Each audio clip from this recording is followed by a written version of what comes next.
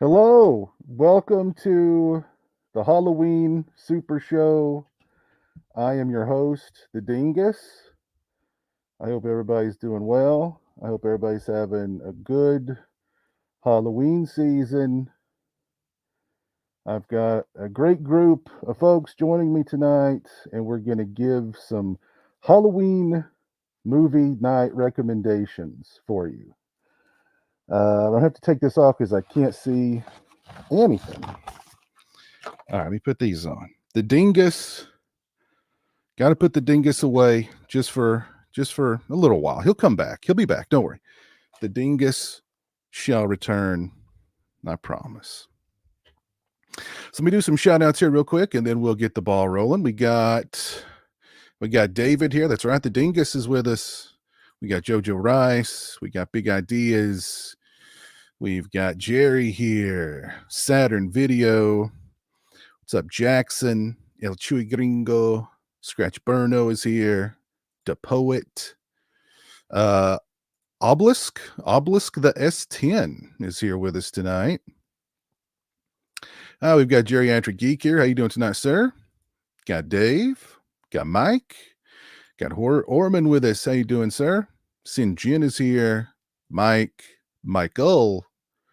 We got Timothy here with us. Griff is here. Got somebody called the Real Feels Pod. Never heard of that. Sounds like some weirdo to me. We got Nico here, and we may be seeing Nico here later, quite possibly. What's up, Foz? How are you doing tonight? Zythraz is here. How are you doing, Zythraz? RJ, Joe. Hope you guys are doing well. Hope everybody's having a good Halloween season. There's my ruin. There's Ben. How you doing? Got a nice little turnout tonight. Thank you all for being here. And we're going to discuss, what do you do on Halloween other than watch movies, right? Legal. We're talking about doing legal things for Halloween night, So I'm sure some of you will be out doing some illegal activities. Probably this guy right here will be doing a lot of illegal activities, I'm sure. The fart doctor. I really doubt his medical credentials. But, anyway, let me bring on my panel tonight. First up, from the Flesh Wound Features YouTube channel, we've got Dan here with us. What's up, Dan? Hey, Piz. I'm doing fantastic. How are you? How's your Halloween going? It's flying by. I can't believe we're already it's next week. Main event time. Yeah, it goes fast. Yeah, there's always I always plan so much for October, and then before I know it, it's like, oh well, tomorrow's the big day. Yeah, especially like podcasts. I think I've done 62 podcasts, not counting just our own, in October. So wow. It's like by the time you get to the end of that, it's like, oh, it's over. Yeah, it's too bad. Damn. So you've been busy. You've definitely been busy this month. Been busy month. Yeah. Well, it is the season. So, but it's good to see you. Good to have you here. Can't wait to hear your recommendations for Halloween. Absolutely. Yeah. All right. Also joining me tonight and in costume. I think he's in costume. I don't know. This may just be what he wears around the house. I don't know. We've got the Chris Master here with us tonight. How you doing, sir? Doing good. I just threw on some old clothes, just what I had laying around about 40 years ago. Just what you had laying around. Yeah. You when you don't care how you look, right? Yeah, exactly. Well, how are you doing, man? Doing good. Like everybody else, it's like, man, I spent most of the summer, can't get ready for Halloween to here. Then suddenly, poof, it's gone. It's like, what the fuck? Mm-hmm. Yeah. It just flies by. Like, it doesn't feel like it should be this close to Halloween yet. Here we are. It just, and then before you know it, it's going to be Christmas. So. Exactly. Jeez. Crazy. Just flies right by. But it's good to see you, man. Has it cooled off any down in Texas? It actually warmed up the last couple of weeks, which is kind of weird. It's usually kind of cools off around this time, but hopefully we'll have a nice fall by the time next Patreon stream kind of stuff. Okay. It's slowly but surely it'll get there, right? Exactly. Okay. Well, good to see you, man. Thanks for being here. Mhm. Also joining me tonight, we have got Mr. Bombastic. How you doing, John? It's still pretty damn hot here. Yeah. We had a couple of days where, like, you needed to get out the It gym. felt nice, yeah. But by the time 3 o'clock hit, it was like, God damn it! I gotta leave this hoodie in my car. Well, we're getting, but the leaves are changing colors. We're getting there. We're getting there. It's super late, man. This is weird. I don't like it. Well, hopefully we'll have at least a couple of weeks of fall before it goes straight into winter, or maybe we'll just have like a very long fall in a very short winter. I don't know. Like if we just like skip winter, right? Like, Nah. It's like straight to winter. Like it's 84 degrees today. And I think how many times do you guys remember trick or treating in the snow back in the day? Like, I remember zero. Like 2 times. Oh yeah, well never mind. Sorry, Texas. A couple times. I mean, to be fair, I grew up in South Louisiana, which is even hotter and more humid than this. I think I had 2 times that I had snow. Oh wow! I don't remember ever doing it in the snow. I don't remember that. 1994 for sure, because I have pictures of it. But like you are like not, we're not like super close, so it would be possible for me to have snow and not you. Like I don't even remember. Like when I was a kid, I remember my mom would be like, "You got to put a coat on." I'm like, I can't wear a coat with like that destroys the. I've never seen a Power Ranger in a windbreaker, right? Yeah. Exactly. Yeah. It's like you've got those little thin, like they're less than paper thin outfit, costumes on, and like it's 45 degrees. I'll make it, Mom. I'll make it. I can't cover up this Thundercat. I gotta look cool costume. Exactly. Yeah. Mm-hmm. So, those were the days. The candy will keep me warm.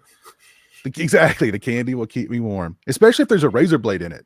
Exactly. And like my warm blood is oozing out of me. It got dark. That got dark. It did. All right, but good to see you, Jonathan. Thanks for being here. Likewise. Also joining me tonight, I think he's all dolled up too. Hold on, we have a skeleton here with us tonight. Ooh. Hey, Ooh, a spooky skeleton. I'm a How skeleton. you doing, Chris? Good. How are you guys? I'm a Doing skeleton. good. Well, if you're a skeleton, I'm a dingus. Hell yeah. So, What is a dingus? I mean, this is a dingus. Whatever. I mean, according to Spirit Halloween, this is a dingus. So you'll have to ask Jonathan. But they call this dingus. Top didn't level ask me. juggalo. Top level. Yeah. Juggalo. He looks. Oh like yeah, a that might dingus be for that might be it. Yeah. There you go. sure. How you doing, Chris? Pretty good.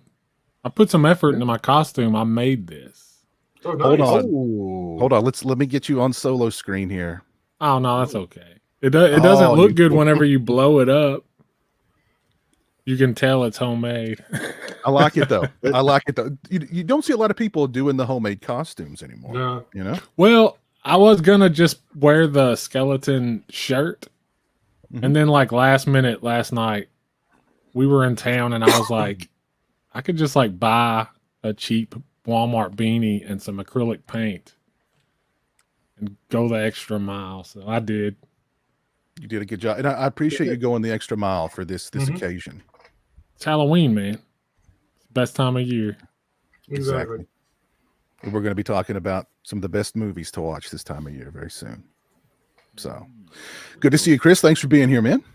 No problem. And joining me tonight, making his first appearance on the show from the Real Feels podcast. I'm just going to call him Feels. How you doing, Feels? We're doing great. I mean, unlike everybody else, like Halloween's coming too quickly. I'm glad it's coming quickly because that means November is coming and I can get away from my students. Okay, a little vacation from the kids, right? So nothing wrong with that. How you doing tonight? We're doing. Good. Well, thanks for being here. It's good to good to put a face to a name. Oh yes. So This is appreciate exciting. that.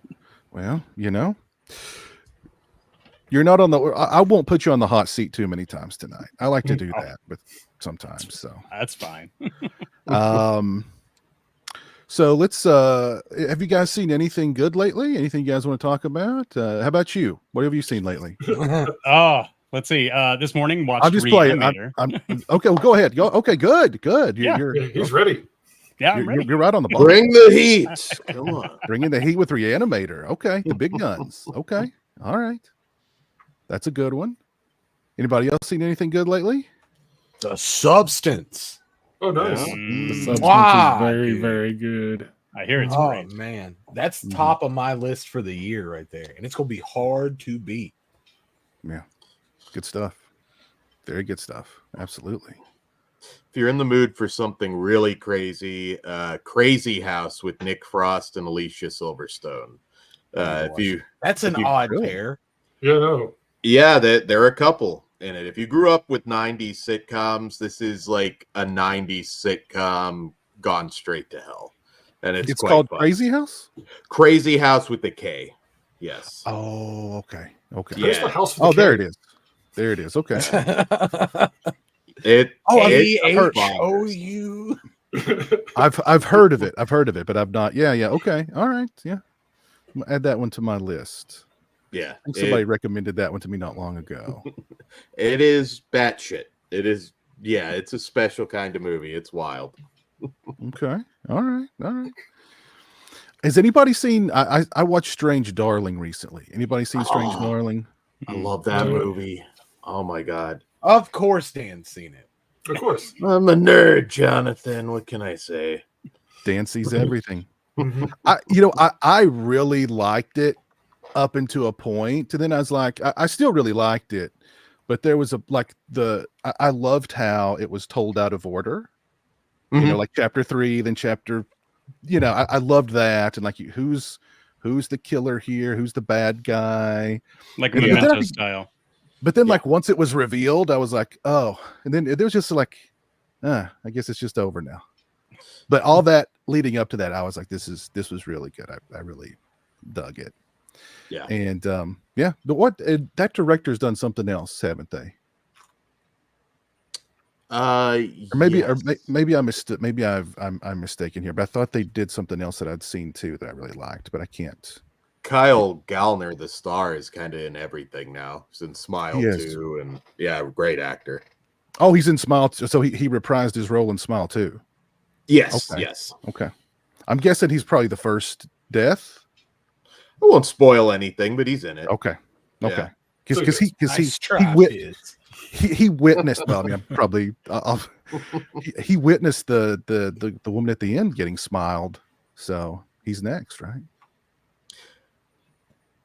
Yeah, Sounds unless dirty. he gets out of it, there might be a swerve. But I did like Smile too. I thought what really set it apart was Naomi Scott, who's wild. That's Jasmine from that last Aladdin movie, and she looks like a totally different human being in this film. But she is fantastic, and it elevates it a little bit. Not a classic, but it's good.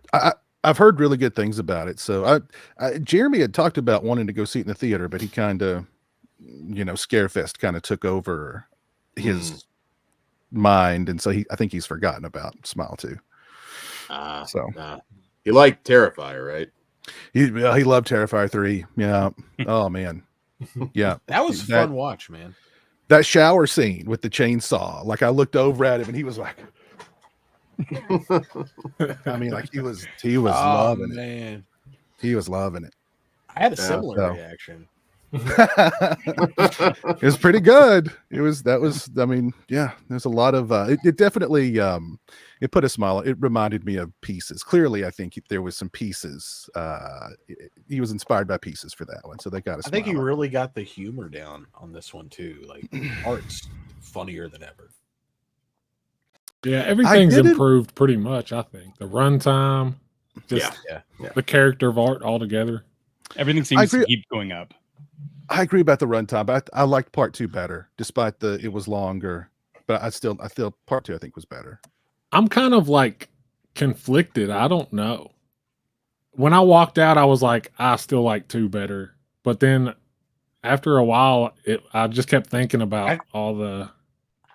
I really like 3, and I think that runtime's got a lot to do with it, man. And we also never went to the clown cafe this time. No. That was a No. disappointment. That was a disappointment. Well, see, I feel like the clown cafe is what you could have cut out of too. Oh no, you got to have the clown cafe in there. I mean, I there was think- no pale. I think it girl. could have been shorter, if anything else. I think they should have. I mean, I Fair. don't like this Victoria, Veronica, whatever her name is. I don't care. Who cares? Where was the pale face girl? You know what I mean? Like, I don't care about this demon possession crap. Well, Like, that's my I was that's my digging big problem.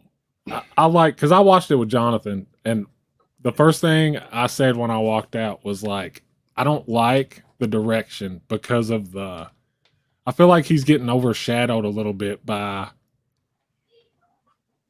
I mean, can I like talk like this? Is this spoilery? you mean you thought Art got overshadowed by Victoria? Because A little I bit, thought so yeah. too. I thought so And too. and it's like the third Art, act. Art needs to stay on top, and he felt a little bit Well, downplayed at the I think end. she's needed because he can't dump exposition at you, right? Yeah. Well, that was another thing. I almost felt like it was a little bit of a cheat. Like they found a way to get a like talky villain in there in a movie that shouldn't have one. Yeah, yeah. And I don't know if we need all that much exposition in a Terrifier movie. Really. Well, for the direction they're taking it, you need a little bit. It's a good thing her dad was like Jesus or whatever. Like, because if she'd have just been some regular dude's daughter, she'd have been screwed. Like, Lauren Lavere is so really good. Like, I hope she can. Oh, yes. I hope she can kind of break out of just being like the horror girl. You know what I mean? Because she's really good. oh, no, she's Yeah. great. Yeah, she's solid. Did you guys have any little kids at your theaters? Because I had like a few 6 to 7 year olds max. Wow, that's crazy. It was funny because I was like, man, they didn't say a word. They didn't Speaking of leave. kids, how funny was the exploding package in the mall? Oh yeah. I don't know. That just cracked me up. Like he went home, built a bomb, wrapped it up. Yeah. Just you wanted to just turn around. See, you're not safe either. I gotta Yeah. say, my favorite part of the movie probably was the opening. That whole opening sequence, from the moment he like gets up to the moment he like goes out. That's like that whole thing was perfect to me. I really liked the whole scene in the bar with Santa, or with Daniel Roebuck as Santa and Clint Howard enjoyed doing that too. his thing. I thought that was fun. Made me happy to see Clint. It's always good to see Clint Anytime Howard. seeing Clint. Unceremoniously killed off. Yeah. My only qualm is that there wasn't more Clint Howard. There's never enough Clint Howard. That's a Yeah, problem that's with most movies, honestly. You could watch Ice Cream Man, and there's still not enough Clint Howard. That's He why we should have wanna killed see him in an because ice there wasn't cream enough. truck. That'd be good. Yeah, that would have been cool if they gave him like an ice cream kill Ice cream somehow. kill. It's something like that. Oh, yeah. that would have been great. Yeah, like he killed Clint Howard with an ice cream cone or something. That'd be Scoop out great. the eyes. Yeah, exactly. go. Yeah, put him on a scoop of butter brickle. And we're just spitballing here, you know? Like, come on. Scoop sit out the down and eyes, think a little bit. replace them with cones. exactly. Yeah. It writes itself. It writes itself. But Terrifier 3, clearly, I mean, it's made a ton of money. He's already said there's going to be at least 1 or 2 more. Well, he's already announced part 4. I think I saw one interview where he said 4 was going to be it. Then I saw another interview where he was like, no, it's going to be 5 is going to be it. And Well, so, You know, He's we'll probably sitting on a eventually get a throne made 6 of and money right 7. now. Yeah, exactly. but will he do them, or will he sell out and sell it off to somebody? and let Buddy, him make I it? think he's making so much money. I right hope now. not. Like, it's just they just Yeah, back it's the like- truck up to his house, man. He seems to be making so much money from this, as well as this is all his visions. So he gets to live Yeah. out his own fantasy while getting paid millions of dollars. So I don't think he's gonna get that up just yet. And I also, think he's it going kinda, to. It kind of seems like he's building a studio right now. They're coming out with other Yeah. movies on the side and stuff. Yeah. So, I mean, if he plays it right, he could come out Are we just talking like stream? Stream. Stream. Yeah. But I Stream. think they Mhm. make other ones here and there, don't they? Like randomly. hmm I mean, he can totally Blumhouse all this and just start making other side projects from all his art clown money. I mean, he's made a ton of money. Like Mhm. that's the most impressive thing about all of this to me is like the sheer amount of money that is solely his. Yeah. Because Art the Clown is on everything now. Oh yeah. Well, Mhm. the merchandising is making a mint. Just the merchandising Way alone. more than the movies are. I can tell you that. Like, Oh yeah, absolutely. Yeah. The temptation though is going to be to sell out because at this point art's so mainstream. I don't know. I Well- could see some of the sequels dialing it back a little bit. Have I hope faith. not. Have faith that he's different because he's already shown like little signs to me that he's different. And I mean, I have hope. I have hope that every I hope turn he's so. gonna say "fuck you" and just keep doing what he's doing, Maybe. Mm. and that would be Exactly. fucking sick. Because I feel I like think honestly, eventually. yeah, I was going to say, I mean, at this point, I feel like Sony has given him $100 million offer plus, and he's told them fuck off. yeah, I don't doubt that for a second. the merchandising alone on that is worth more than $100 million. Exactly. Oh, yeah. Exactly. Yeah. And he hopefully knows that. I mean, he seems like he does, and he like he could sell it, but he probably knows like I don't need that, and I can just see where it goes. Right. He doesn't I have, sell he- out I have the because I have the breathing room to see what happens. Right. You know what I'm saying? he can enjoy this Cinderella story, and that's Mhm. exactly what it's going to be. It's his. I hope so. But $100 million, somebody offers me that. Art's man. killing people with a Q-tip in the next movie. Why do you think it didn't take off with Adam Green and Hatchet? Because like this feels like that, like the way Netflix, that man. should've went. I'm telling you, Terrifier getting on Netflix Yeah. was the like Yeah, ground you're probably zero of right. the whole thing. David Howard Thornton told me that the movie did well the first one, but he's like, once it went there, it's like, oh my god, we made something that's just growing years Mhm. after the fact. And yeah, I think Netflix was a big reason. Timing too. I don't think we're gonna see a Hatchet in the theater at this point doing the same thing. But Everybody owes Adam Green an apology. That's all I'm saying. Mm. I don't, I agree. and I just cannot. The Hatchet movies, as much as I love bloody gory slashers, they just I don't know. I cannot get into them. I got a soft spot for him, and I like Yeah. his other movies like Frozen and Digging Up the Marrow. Like those I are like fun movies. I like those two a Frozen. lot. Yeah. Frozen's great. Frozen's a Yeah. legit good movie. it's Like, fantastic. Yeah. I also do think that Hatchet came out at the right time, but like for people like us, Terrifier getting on Netflix exposed it to a whole different audience. Yeah. Sure. And I think that was the difference because like I got every Hatchet movie as they came out, and I was loving it almost just as much, But like that was me at Walmart, and Yeah. Terrifier kind of got like put in front of everybody. Yeah. Yeah. Yeah. It still amazes me how mainstream Terrifier is now, and like it just keeps getting more and more graphic. And they like, make children's costumes. Yeah. Like, what? I How do mean, they Art know the about it? Clown- But it's like that. It's like when you were, kids didn't see it. There was tons of kids who didn't watch any of the Nightmare on Elm Street movies, but they knew who Freddy Krueger was.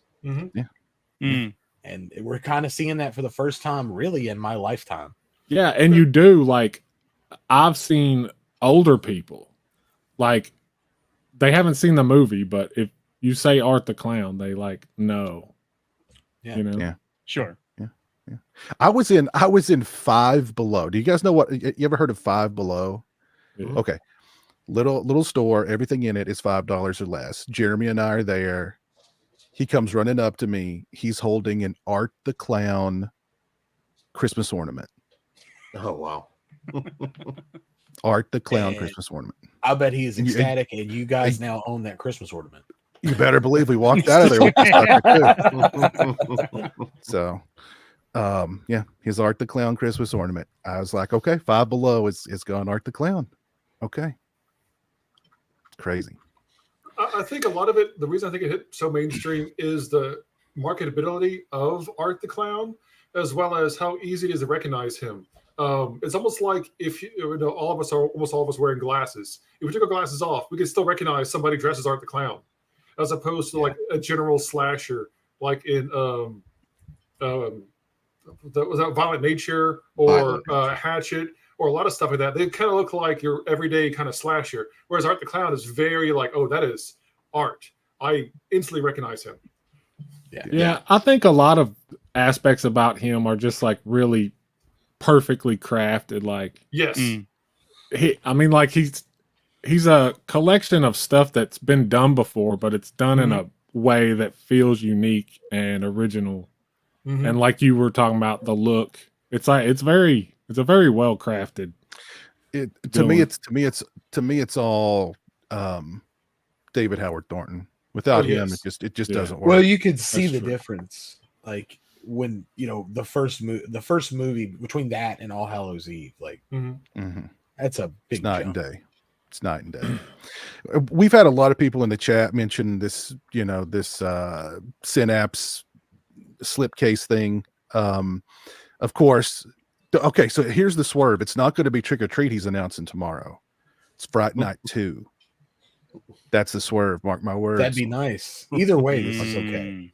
Or it's both of them. He's going to be announcing tomorrow. Yeah, So. let's not put any more extra pressure on Slippy, man. Come on. I want all the pressure on him.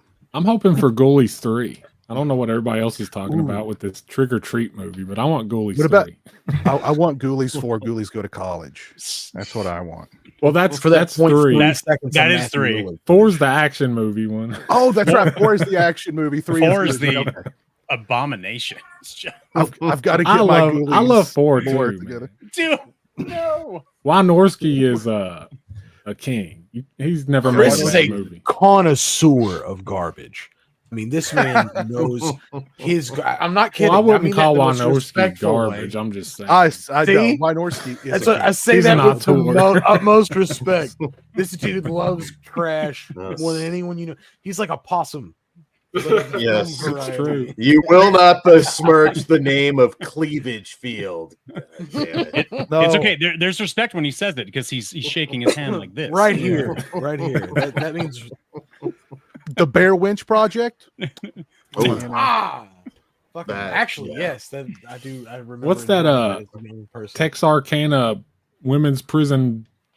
Kansas women prison Yeah. massacre, Shark yeah. Kansas. That's it. Shark Oh. Kansas. Yes. Look up Yeah. Jim Wynorski's resume on IMDb. He's got like 800 different pseudonyms. Yep. Oh yeah. He's got Wynorski does the horror. He's got HR Blueberry that does like the sleaze. He's got Yeah. Jay Andrews who does like the action movies. He's just he truly is an auteur, a Renaissance man. He's actually who mastered Alan all the Smithy genres. is. It'll be like you go down like Fred Olin Ray's IMDb or Wynorski. It'll be like, okay, I just made a golden retriever Christmas and then Bear Wench 2 Scared Topless. And then, Yes. it's just it's you don't know what you're gonna get. Dave You know, Dakota those kind too, man. Dave I Dakota. was about to bring up. Yeah. but I was his about to has bring up Dave shirtless Dakota. dudes too. Yeah, So Yeah. yeah. Yeah, what was I- that? What was that series? With the It went Sasquatch? deep. 13, No, it 13 or The something. Brotherhood. Oh, The Brotherhood. That's what it was. Oh yeah, those used Yeah. to. I remember those in the video store. Yeah, It was- Brotherhood. I Yeah, saw. by that. I'm gonna get it if it's still there later. But I saw one. It's like a sister franchise called the Sisterhood, Yeah. and I was like, oh, he made one like with chicks. And I like flipped it over. There's still like a shirtless dude on the back. of course. Of course. You know what's even more It's David bizarre Dakota, about man. it? What are you? Exactly. It'll be dudes that are just like showering in their underpants. And I remember Yeah. Brotherhood Yeah. came out, and I'm like, what the hell is going on? And You then I guys was like, don't. oh, okay. You guys don't bathe in your underwear. That's how does your Never underwear have. get clean? So Wynorski gives you like the 15-minute female shower scene, right? Yes. Dakota gives you the 15-minute dude shower scene, but they're in their briefs in the in their There you tidy go. whities. Something for Clocking in for everybody. work, just muscles gleaming in the sun. Exactly. Yeah. Walk over to a 55-gallon drum of baby oil. Got a pump on top of it. You get this at Costco, just everyday Yeah. things. Ready to put in There- another big, hard day's work. There's one that tricked me. It was called Cougar Cult, and it like reunited Brink Stevens, Michelle Bauer, Linnea Quigley, and I'm like, oh, that's awesome. And then I watch it, and it's literally just them chasing dudes in their underpants through the whole thing for like 50 minutes, and that's it.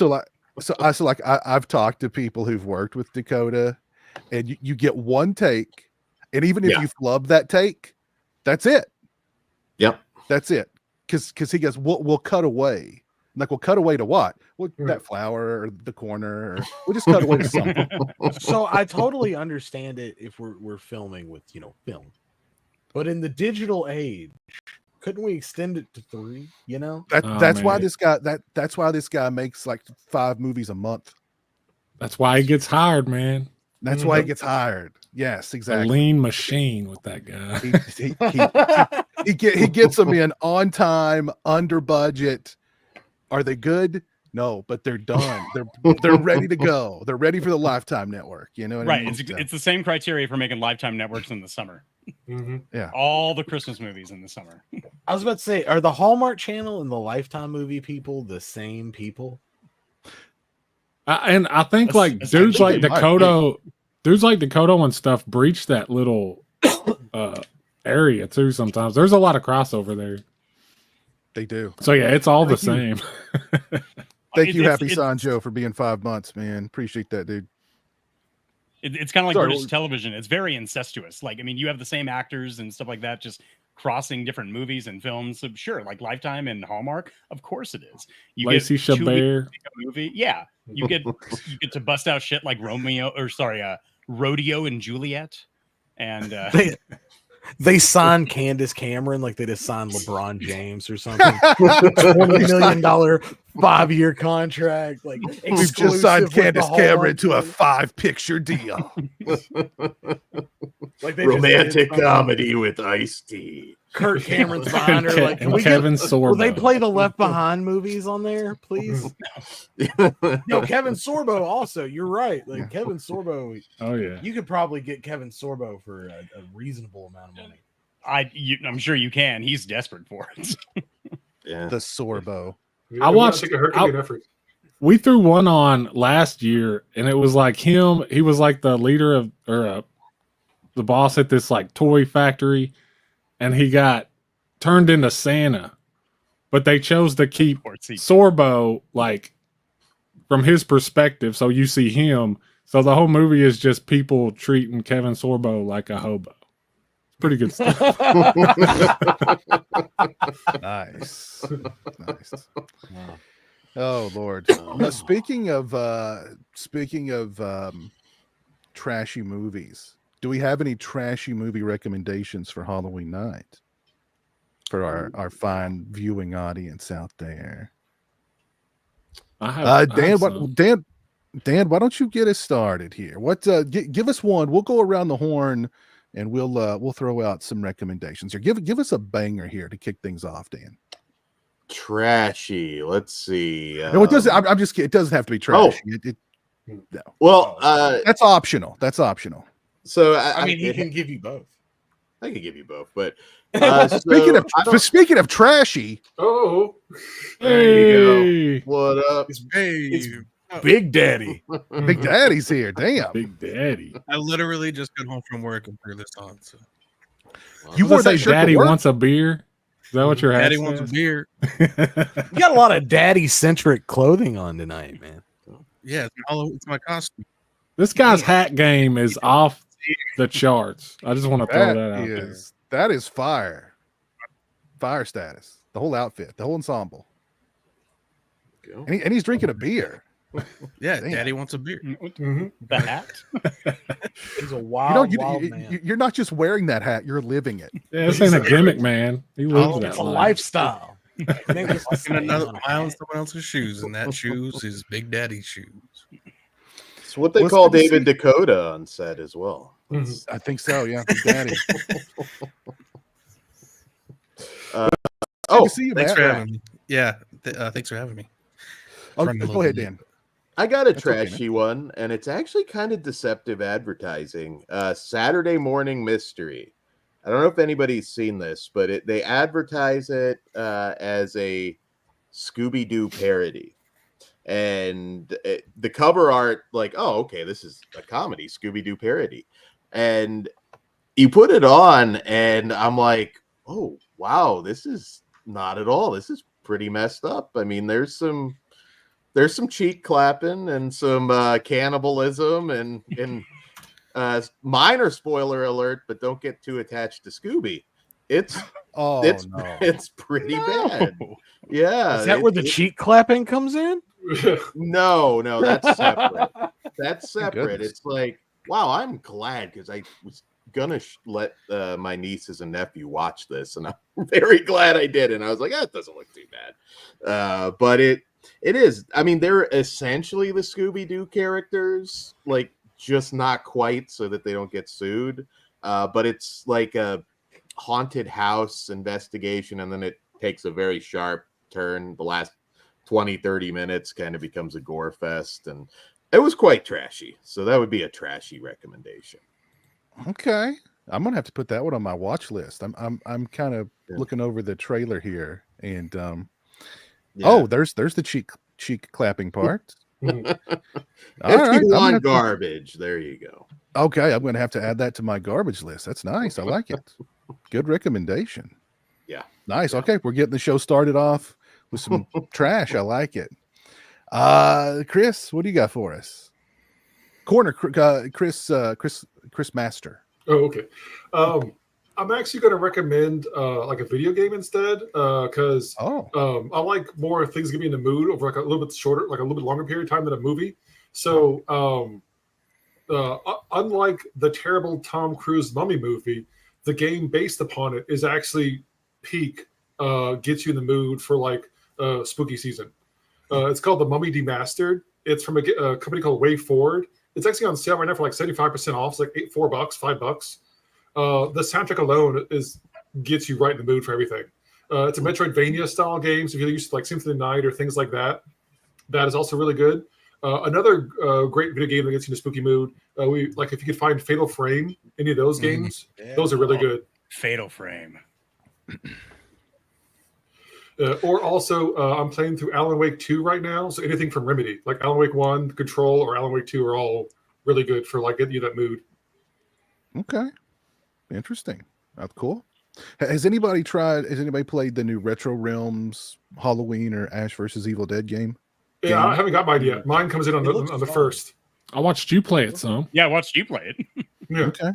Looked fun. It's actually, I was kind of concerned about the replayability, but it's kind of, it is, I have replayed it a few times. It's kind of fun to just slaughter people and creatures and monsters. And so, yeah.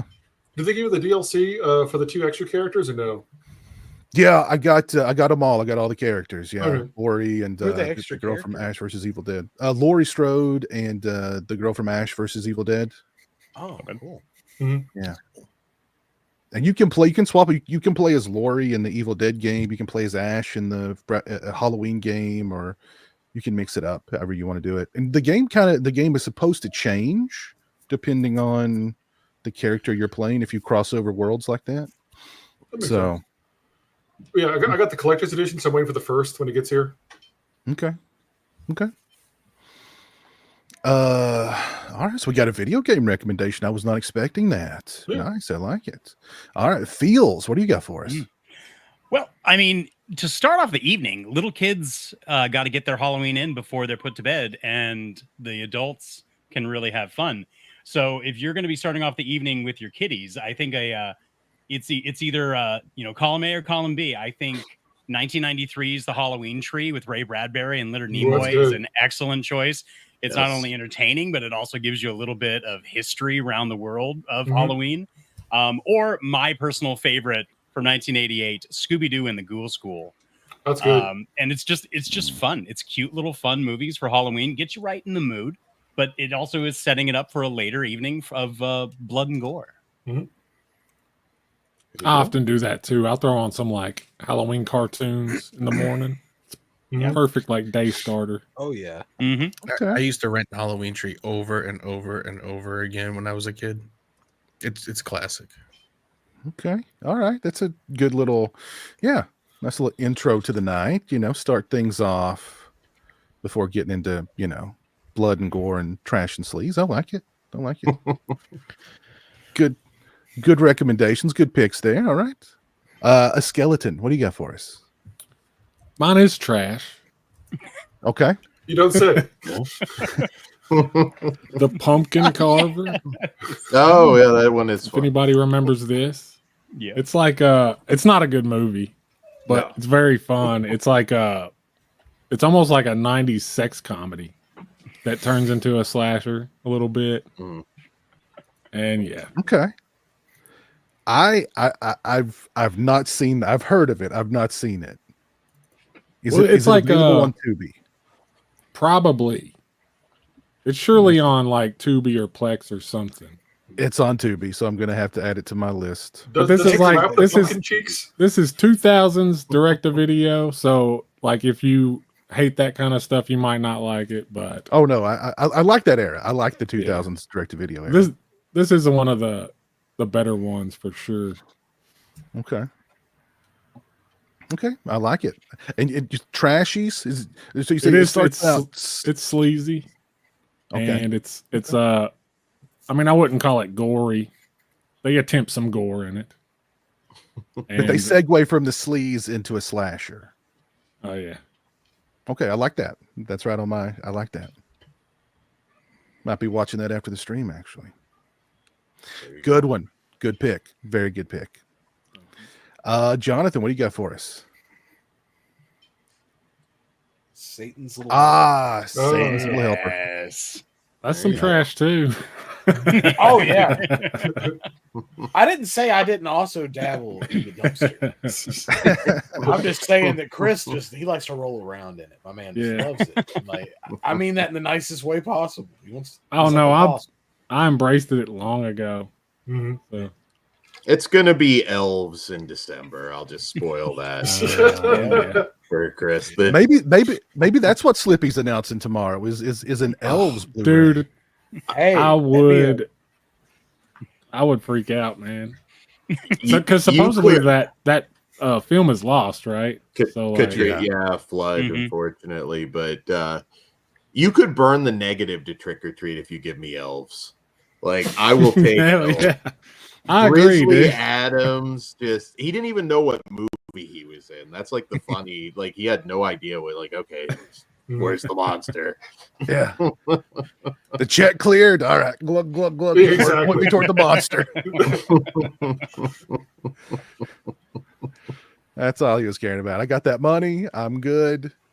Let me get out of here. But yeah, Satan's Little Helper is really fun. That's Jeff Lieberman, a Jeff Lieberman joint. Yeah. yes, I thought about grabbing Just Before Dawn because I love me some Just Before Dawn, and very few people give props to that movie. But Satan's Little Helper is fun, horror comedy, a little risque, good stuff.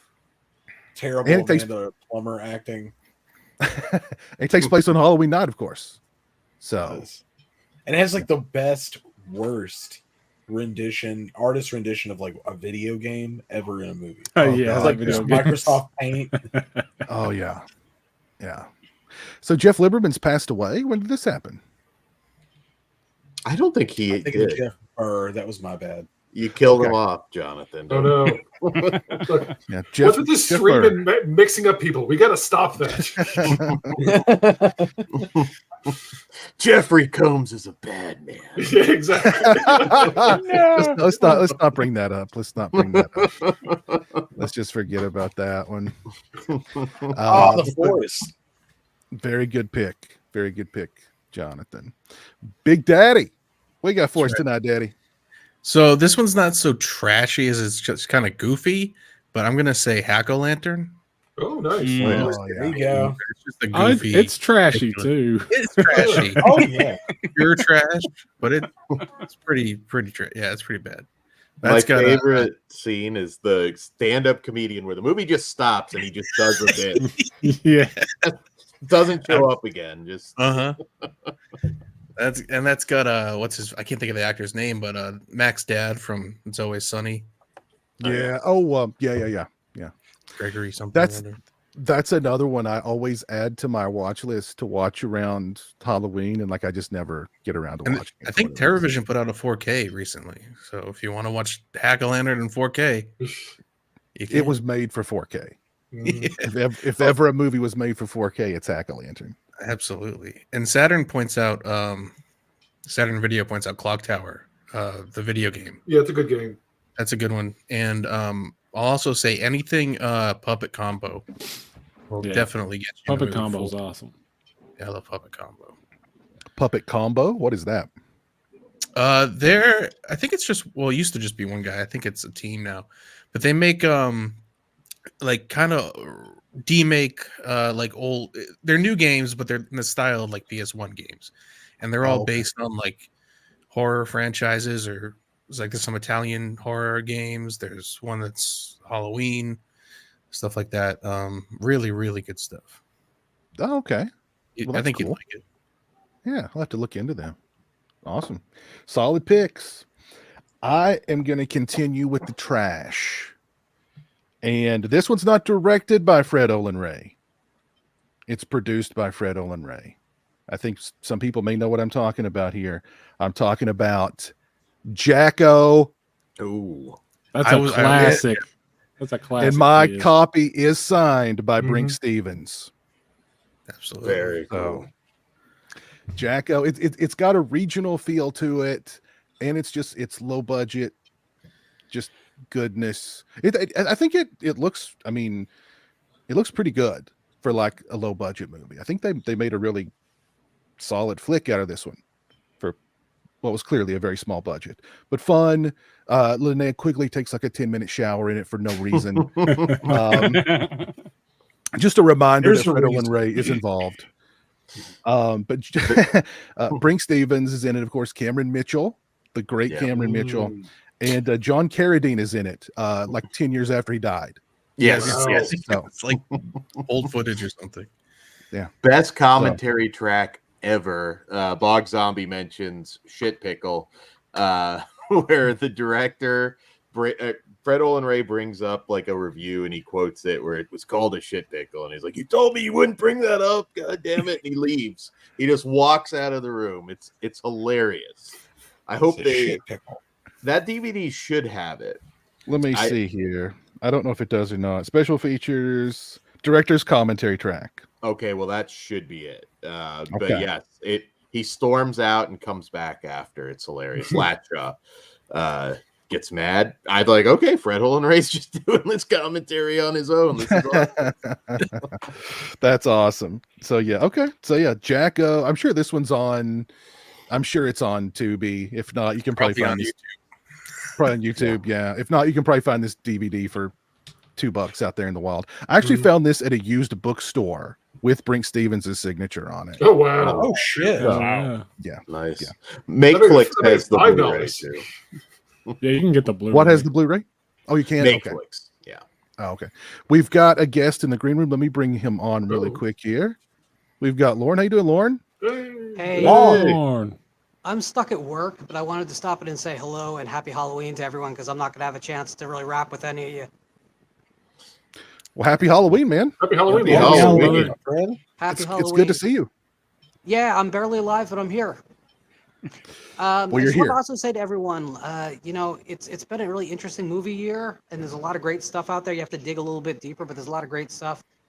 So I just encourage everyone, go a little bit out of your comfort zone. Don't necessarily go for the nostalgia because there is a lot of great new stuff out there, including some stuff that's surprisingly commercial but okay. So it's a good year. Let's celebrate it because next year will probably suck. Yeah, It's true. Yeah. Hopefully Next not. year always Hopefully sucks. not. Next All year. right, I got to get back to work. Sorry, guys, but I want to say All right. happy Halloween to everyone, and I love all of you. Be good. Thanks for love you. calling in. All Bye, right, everybody. bye. It's good to see Lauren. Yeah. Good to see Lauren. Very cool. Very cool. Jacko's weird side story where a guy watches Fox News all day. Yeah, good stuff. Good fun. Jacko's just good fun. Just good fun. Dan, what do you got for us? Oh, let's see. Some non-trash. Well, it's not over. It's not really Halloween, but I have been putting it over this year. Huge. Devil's Bath. It's the most underseen movie, and it's possibly one of, if not my favorite horror movie of the year. It's folk horror. It's dark. Now, if you don't want to be in a dark mood for the Halloween season, maybe you want to wait and watch it in November. But Devil's Bath is just about the finest horror movie you will watch this year if you like folk horror. It's very authentic too to Austrian stuff that actually happened 400 years ago. I've been putting that off because I really want to be in the right frame of mind for it, because I know I'm just gonna. I love folk horror, so it's not a happy movie, but I'm sure that's okay. Yeah, I remember you mentioning that one on one of these not long ago. But that one sounds really interesting, and so. Good pick. Chris Master, what you got for us? So I guess I'll also jump in on what Real Feels was brought up last time, but kind of like go just a little bit older for kids. It's Scary Stories to Tell in the Dark. I saw it in theaters a couple of years ago. That to me has like some of the best like Halloween PG-13 feels I've seen in a long time. I mean, besides the opening segment of like Halloween 4, but you can skip, stop the movie after the opening segment's done. But anyway. I disagree. But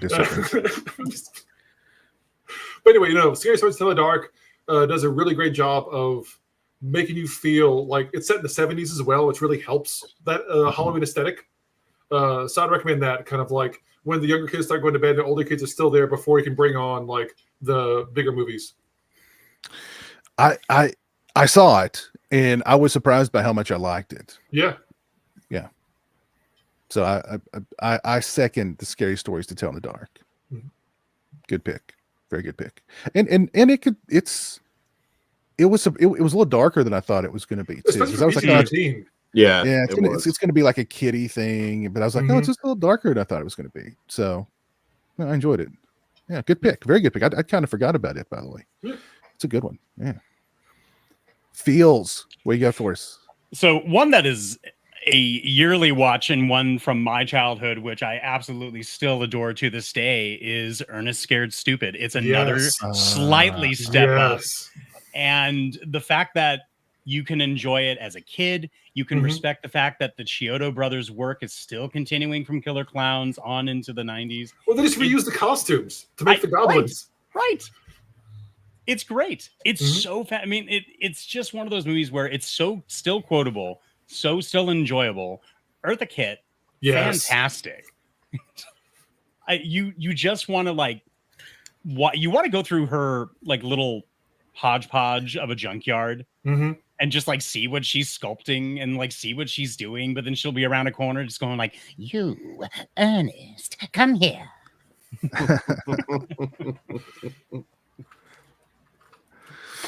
Gotta have some Ernest. I mean, Ernest has all the holidays, big holidays. He's got Halloween cornered. He's got Christmas. I mean, summertime as well with summertime camp. Yeah. So I mean, and when you end up in prison, he's got that taken care of. If you ever go to Africa, been there. He's been there, done that. Go back to downhill. Slowly downhill with that one. My man played in the NBA. That's right. Played in the NBA. And he was in the army. That's right. Yes, and Ernest went back to school. He did it all. Ernest really did do it all. That man does not get the props he deserves. He did it all. He saved a dog on and off. That's true. I often have to describe Ernest as like the Medea of like the early 80s and early 90s, because like kids today's don't understand who Ernest is. I wouldn't besmirch Ernest with calling him Medea. Ernest is a national treasure. Akin to it. Yeah. Oh, he's a goddamn treasure, all right. Yes, he is. Oh, geez. Good stuff. Good stuff. We've got somebody backstage in the green room. Let's bring him on. Let's see who this individual is. We've got Nico here. Bava Bro, what's up, man? Nico! Hey, guys. How's it going? Hey. How are you, sir? It's been a while. Well, how am I? Yeah. I'm old, messed up, and just wanted to just come in and say hi to everybody, and then I got my picks for Halloween, and I realized maybe I missed the assignment because everything I got is like 100 years older than me. No, I mean, look, I don't know about the rest of you. I'm old too. I mean, I know I look good, but I'm old. I'm a lot older than I look. So, and aren't we all messed up? Yeah. How come I'm hearing myself? God, that's annoying. What the hell? What do I do? I bet you. Do you With have the your stream open? newfangled technology, I don't know what the heck goes on with this stuff. I bet you've got the stream open in a browser window, right? Oh, In a yeah. browser window. I think I do. Oh, you know what? Here's what I'm going to do. I'm going to put a mute on the stream. Let's see. Oh, That ought to work.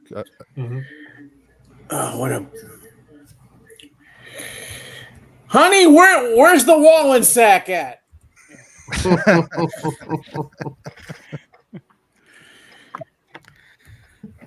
Well, okay. While you get that figured out, Nico. Just pretend I'm not here. Let me ask a skeleton what he's got for us next. Well, I'm gonna go off my little list here because we were talking about like cartoons earlier.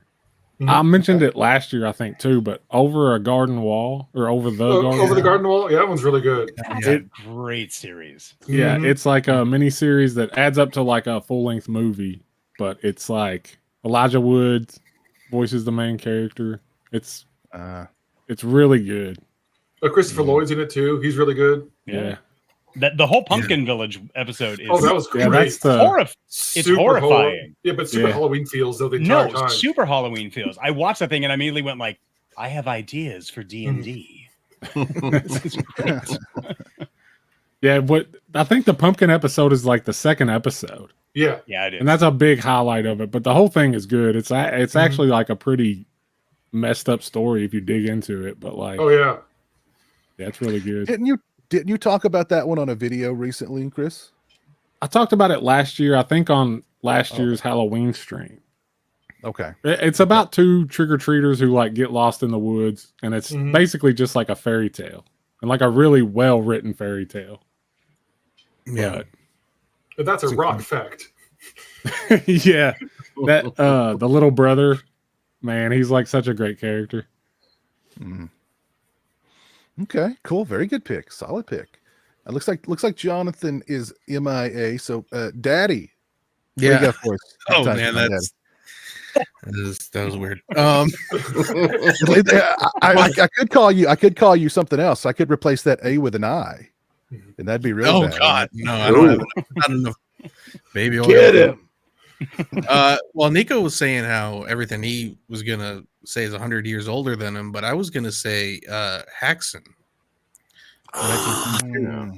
Good pick. Unless that's what Nico. Very good pick. But yeah, it is pretty much everything you want in a Halloween movie. I mean, besides like the fall stuff, but it's all witches all the time, and it is creepy still 100 years later. So I need to revisit that one. I have the Criterion Blu-ray, and it is beautifully restored. You would never think it was that old. So yeah, I recommend. That's good. Very good pick. Yeah, was that on your list, Nico? It's not among the stuff I picked, but it's great. It's a great movie. It's like really almost like practically the first horror movie, really. Yeah. It's gorgeous and it's creepy as hell. And it it's as timely as anything that's out now. Yeah. Didn't Vinegar Syndrome or like TerraVision put out a release for that, or am I thinking about the Criterion? TerraVision put out the Inferno, Dante's Inferno, from 1911, the Italian movie, which is also really well restored. But technically, the Italians were right on par with America back in the early part of the 20th century. Mario Bava's dad worked on a lot of Italian silent movies, actually. Yeah. So. If only we could get that kind of restoration for elves. Yeah, how does a film that's 120 years old get a restoration? We can't get elves. It's not fair. I mean, Haxon is on a pedestal, right? But elves is like miles above it. Everybody knows that. Everybody knows that. Piz goes right to the grievance, right to tapping into our most profound grievances. Why isn't that on 4K? And the other greatest injustice of that is that we'll not get a commentary track out of it from. I brought Nico to tears. I'm sorry. Nico. Why am I here? Oh God. Okay. I apologize. Okay, Nico, collect yourself. What have you got? What have you got for us? Okay, so just advertising the old fart in me. I just came upon this almost by accident about 2 years ago. This movie, Phantom of the Monastery, 1934 Mexican horror film. Yes, it is like one of the most beautifully shot, haunting, disorienting movie, and it feels really modern because it's about this couple and their friend who they're hiking and they get lost and they end up spending the night in this what they think is an abandoned monastery, and there's like a lot of like weird stuff going on between the three of them too, so it doesn't feel like old school. It feels really modern, but it's really like incredibly well shot and really, really creepy. And so I'm sorry, 1934. Okay. I've added that to my list. That's I'll get closer to the mid 20th century later. It's okay. I second that one. That is a fantastic thanks, man. movie. Thank you very much, Daniel. Yeah, I've added that one to my list. What company put that? Is it a Blu-ray? It's Indicator, which is my personal favorite boutique label. For anything that's not horror. Okay. Yeah, I do love Indicator.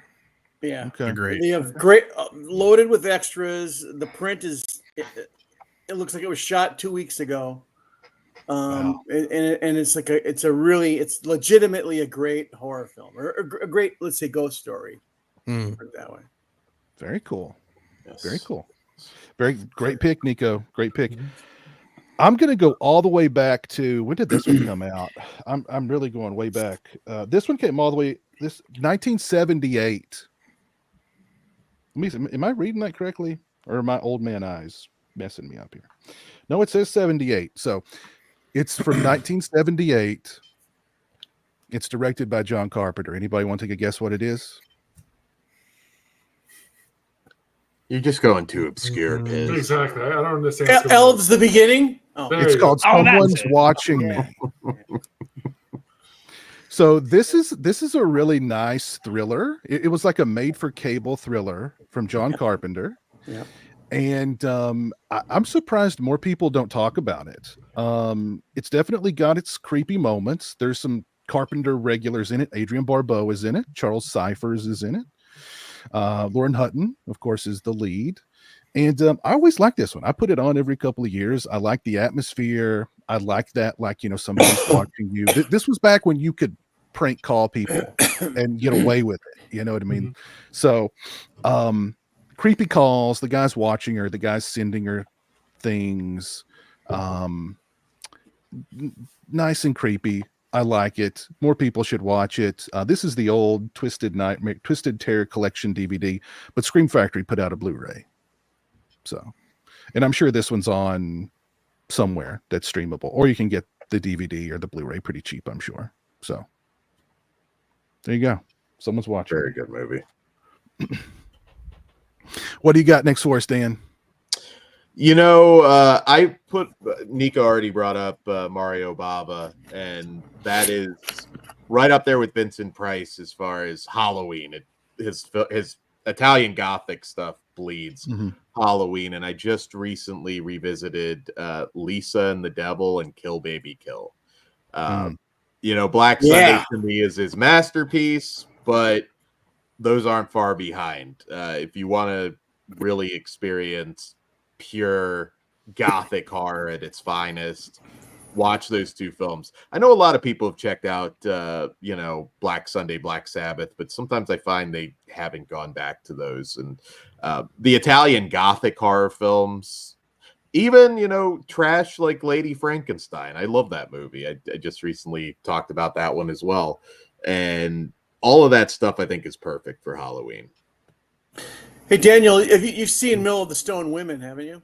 Oh, hell yeah. Yeah. Great release of that one too out there. Oh, let's say, if you have to ask the question, has Dan seen it? You can already answer yes. I apologize for that one. That was not everything. But Baba's definitely, Blood and Black Lace is a favorite of mine. I love that one a lot.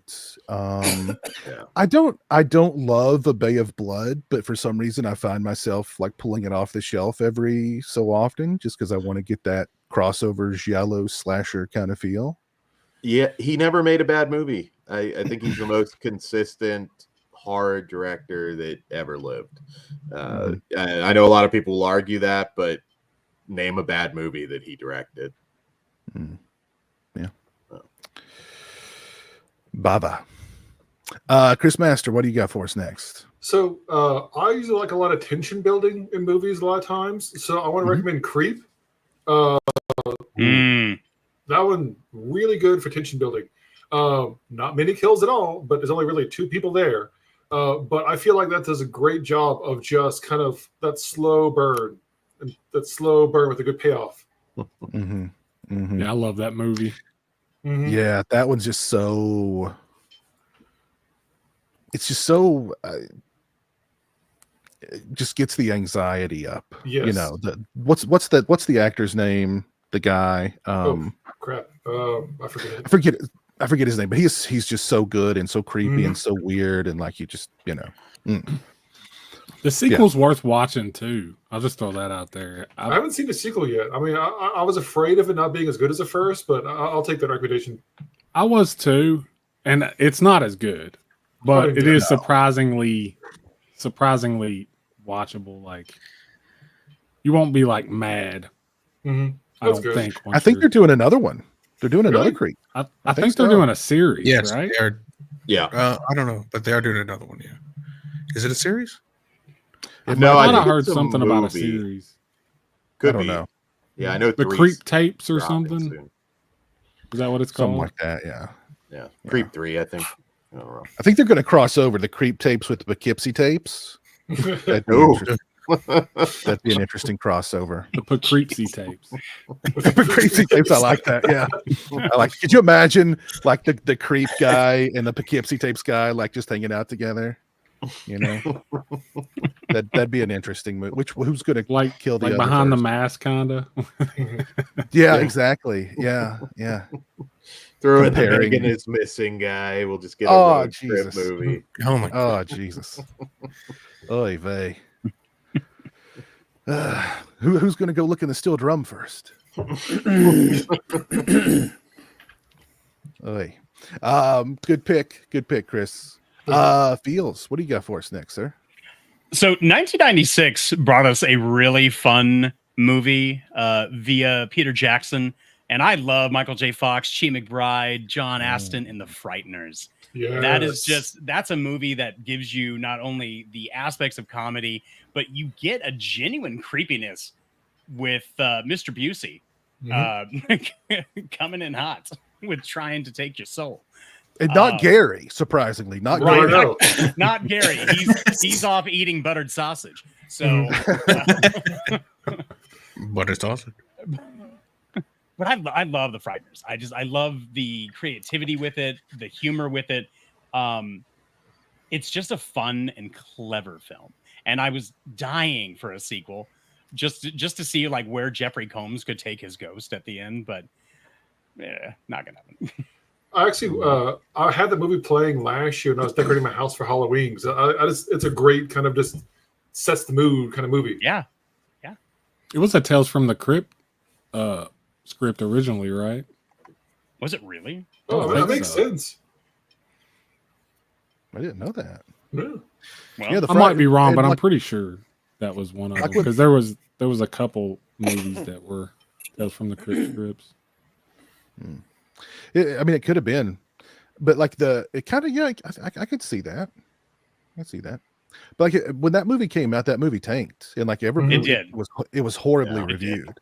It did. It seems like- But yeah, I mean, thankfully for the animation with it, that kind of, snowballed into Lord of the Rings and just the success for Jackson. But yeah, Mhm. unfortunately it did tank, but thankfully a cult following.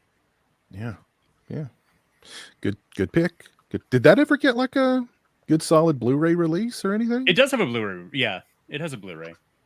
Mm. I forget who put it out though.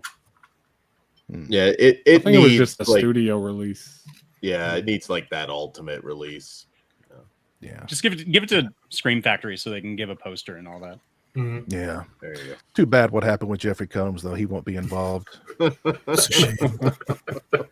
What happened with Jeffrey Combs? Oh, no, Oh. Nico, it's an inside. I'll fill you in later, Nico. I'll fill you in later. Okay.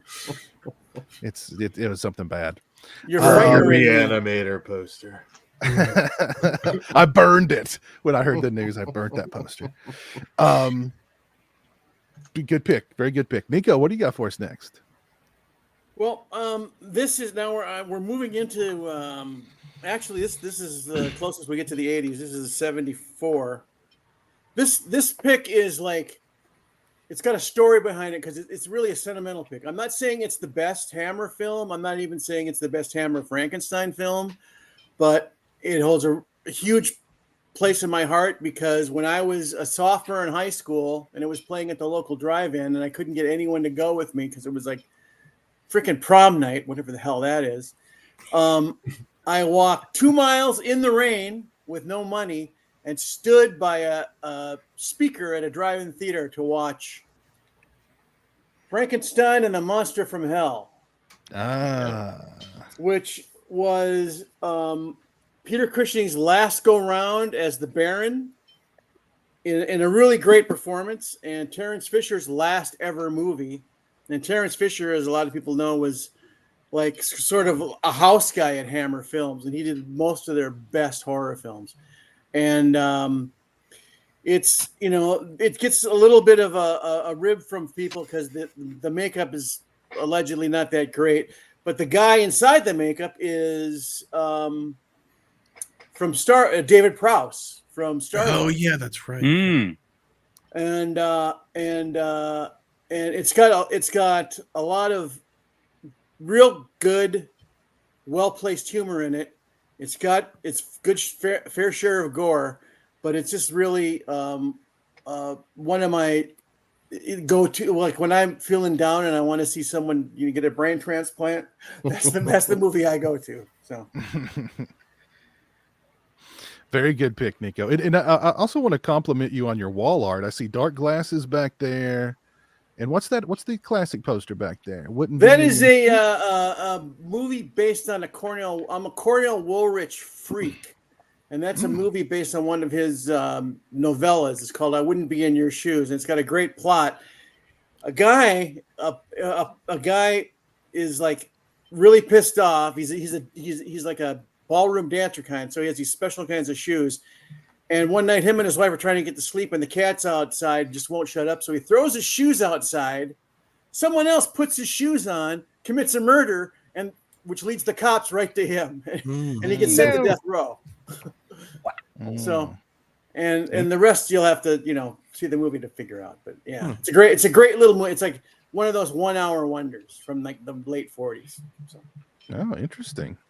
Eerie Spirit mentions that Arrow had teasers that they were releasing the Frighteners on 4K. No idea what happened to that release.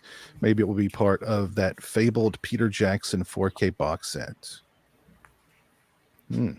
Interesting.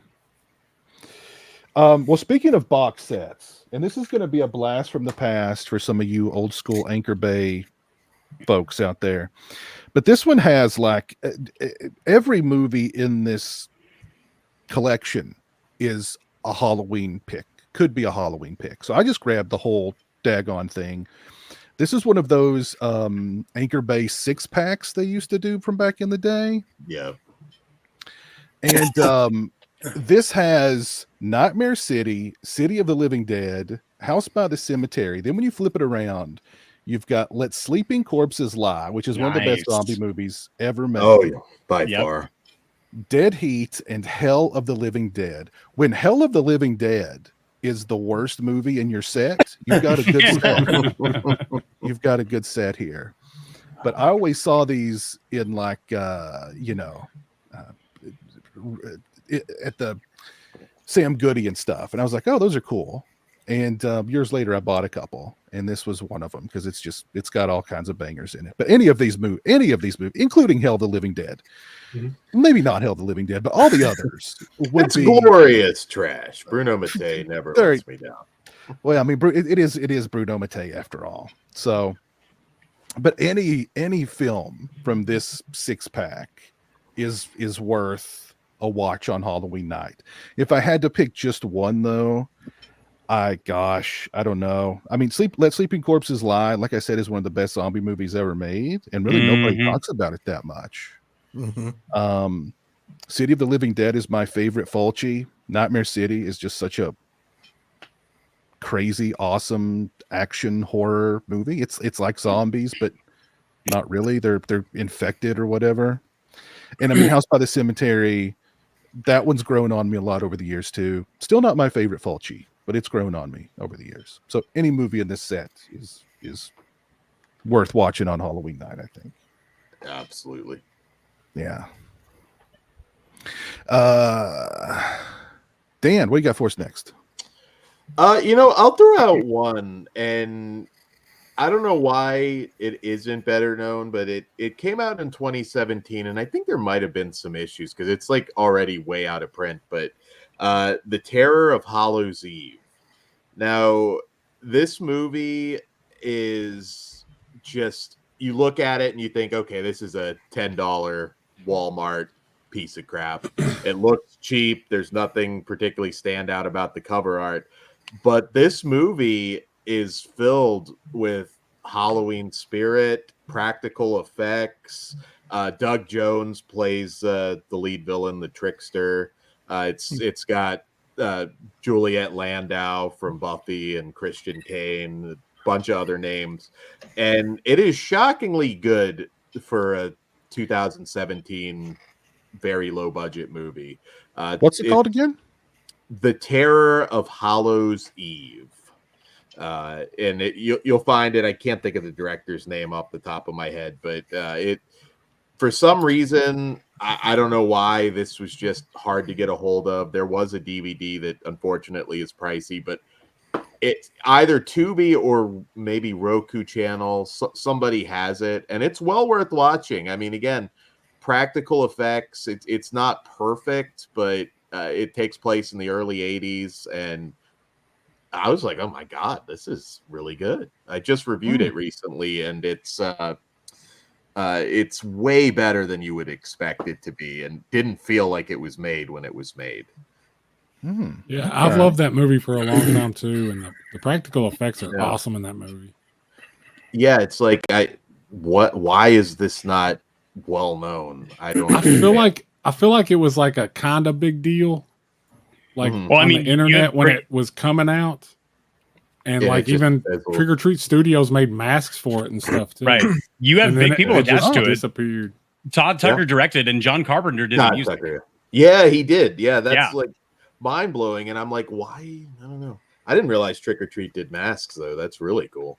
Yeah, but it's like I said, I bring it up and nobody's heard of it. It seems it's streaming on Distro TV, whatever that is. I went to Letterboxd and it came right up. It's free. Yeah. Okay. Oh, cool. Yeah, it's a good bet. I mean, again, you would easily overlook it. Cover art doesn't look that promising. Yeah, the cover art is kind of similar to Satan's Little Helper, I always thought.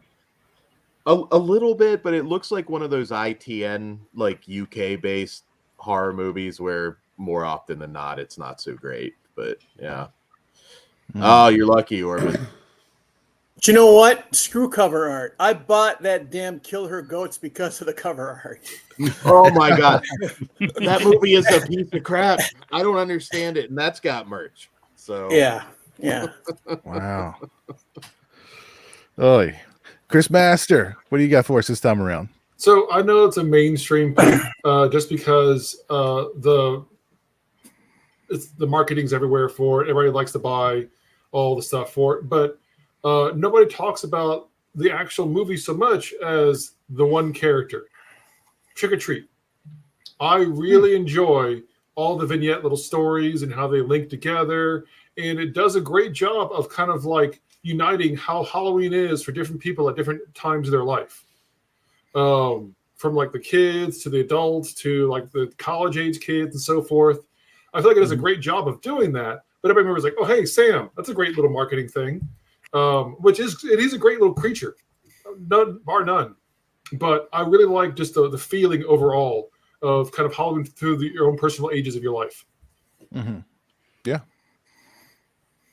And that's another one, like Mike Doherty's teased a sequel for a long, long time. And he's announced it straight up like 3 times, dude. Mm-hmm. Yeah. I'm kind of given up on it, but maybe someday. Well, that new Arrow 4K is really good. Yeah, I was gonna mention that it's beautiful. The restoration. I pick it up. Yeah, that's a great release, and I agree. I like all of the stories in that one and how they all blend together. And there's a comedic aspect, but there's also some darker stuff going on, and the whole the kids in the bus. Oh, that was great. That's my favorite part. Yeah. I love that part. And it's all. I think it's. Sorry. No, go ahead. Go ahead, Chris. I think it's like the best anthology ever made. I agree. And I was just going to say it's the most cohesive. Every story is woven together recently. Perfectly. It starts where it ends. Right. It's like circular. It's like it's a perfect movie. The only other one that kind of like is slightly adjacent to it is A Christmas Horror Story, which is still just almost as cohesive, but Trick or Treat does it just better. Yeah. And I mean, the funniest thing is Brian Cox in that movie told the makeup department to make me look like John Carpenter. I would love to know the story behind that. Like, does he not like John Carpenter? Or did he think when he read the script and he was like this grumpy old man, did he go, that sounds like John Carpenter to me? You look like you'd drive some kids into a lake. This old man who hates Halloween now is like, "Rah." Exactly. I think that's it. An old man who hates Halloween. Yeah. What's the beef between Brian Cox and John Carpenter? I want to know. Carpenter's just gonna be watching like the special features on Trick or Treat one day, and he's gonna hear that, and he's gonna go, "What the hell?" He'll go, "They should have paid me." Exactly. Accurate. I didn't mean the soundtrack for it. Just give me back some money. Yeah. Brian Cox wasn't enough to get this in the theater. Yeah. Tell that little prick Doherty, I'll do the music for the sequel. He directed a Godzilla movie. He doesn't have enough clout to get a sequel. I think it'd make a ton of money. Well, I wonder what's going on, because I mean, like, I might have exaggerated a little, but I know at least once he's flat out announced it, and then a couple times at like panels he is like on the screen behind him it'll say like Trick or Treat 2 like coming soon ? Or something like that. Like, I mean, it seems like it keeps like starting and stopping, and I've always kind of wondered what's going on there, if it's him or if it's the studios or what. I think it's more him, because that's gotten so mainstream now that I mean, it's gonna make money. I mean, it will make more than Terrifier made. I really do believe that if they put it out. Maybe that's all. It's all part of the plan. He's just gonna make us, wait and wait and wait. So I don't know. It's a new graphic novel out. Yeah, I saw that. Yeah, he goes to space. If Brian Cox can come back and made up as Lucio Fulci, maybe. There you go. There you go. Now that would be interesting. Brian Cox, maybe you look like Fulci.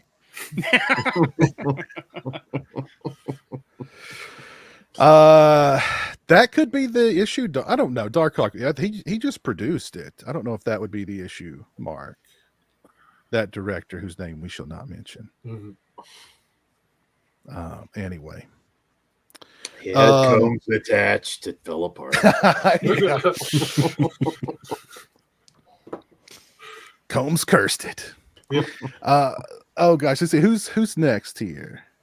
Who's next? Big Daddy, I think. Oh, Daddy.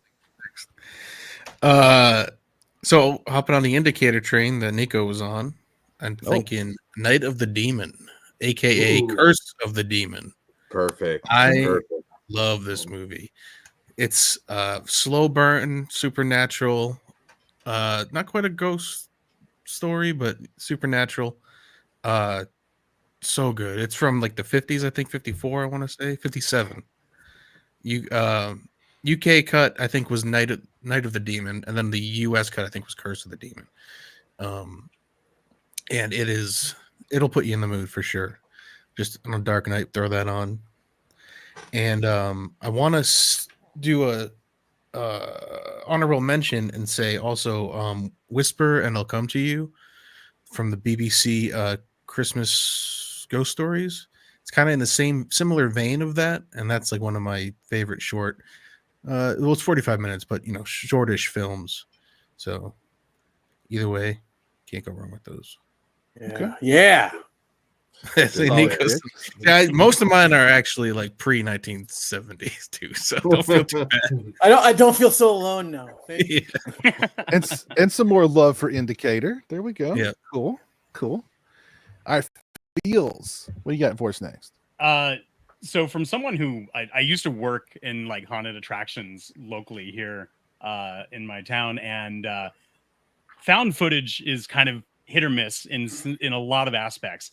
But Hell House LLC, the first one, I think has incredible atmosphere, genuine creepiness, and quite literally, like, screw that clown.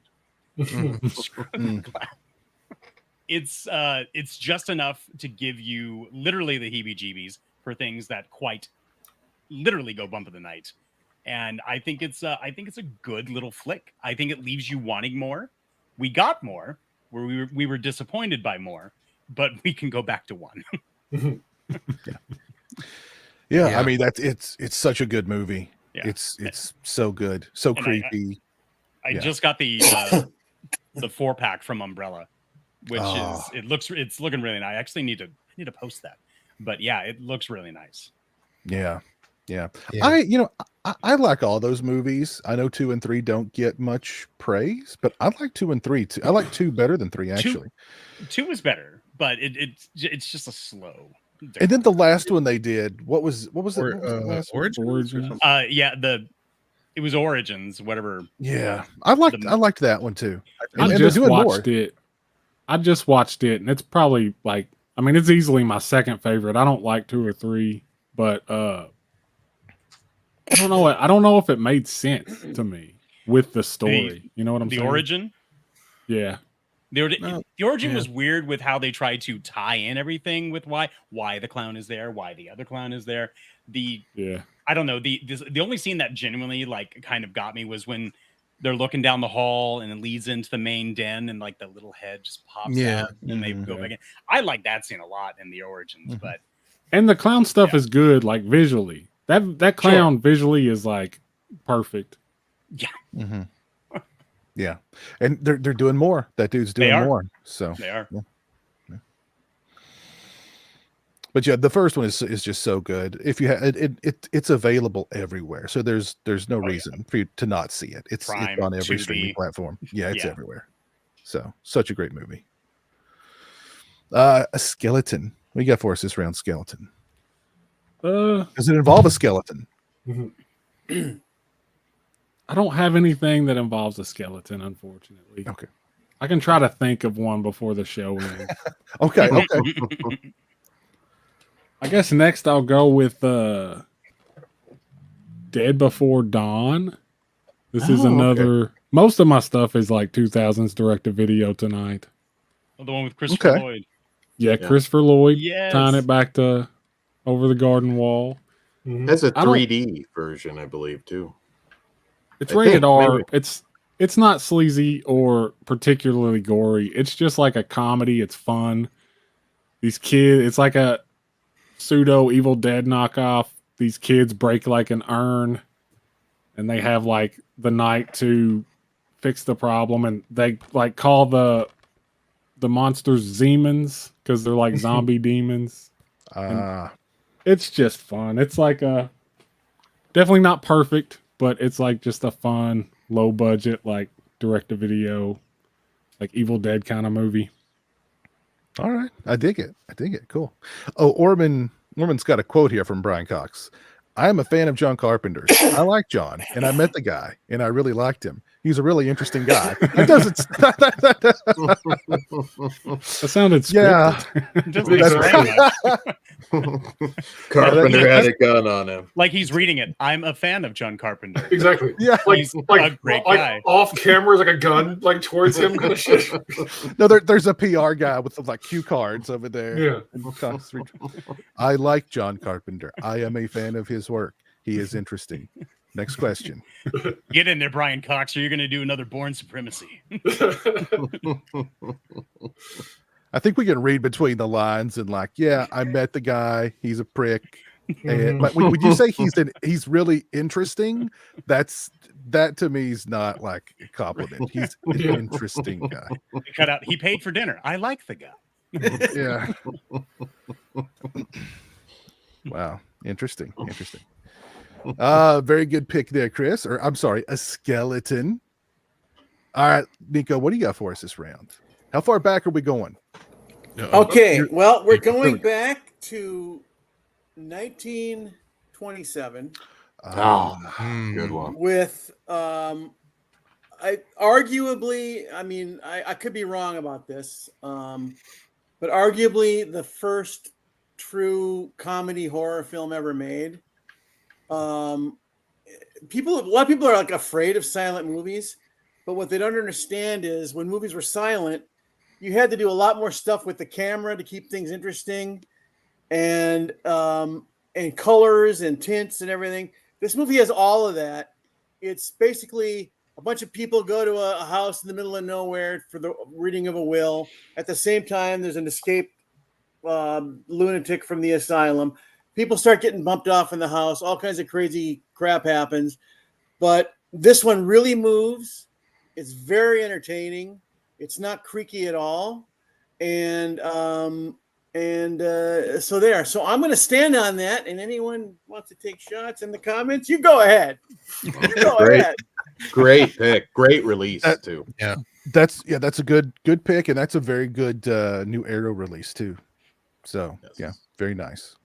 Very good pick. Yeah, I like that one. I watched it a couple of months ago, and I enjoyed it quite a bit. Yeah. So very good pick. Yeah. Yes. Yeah.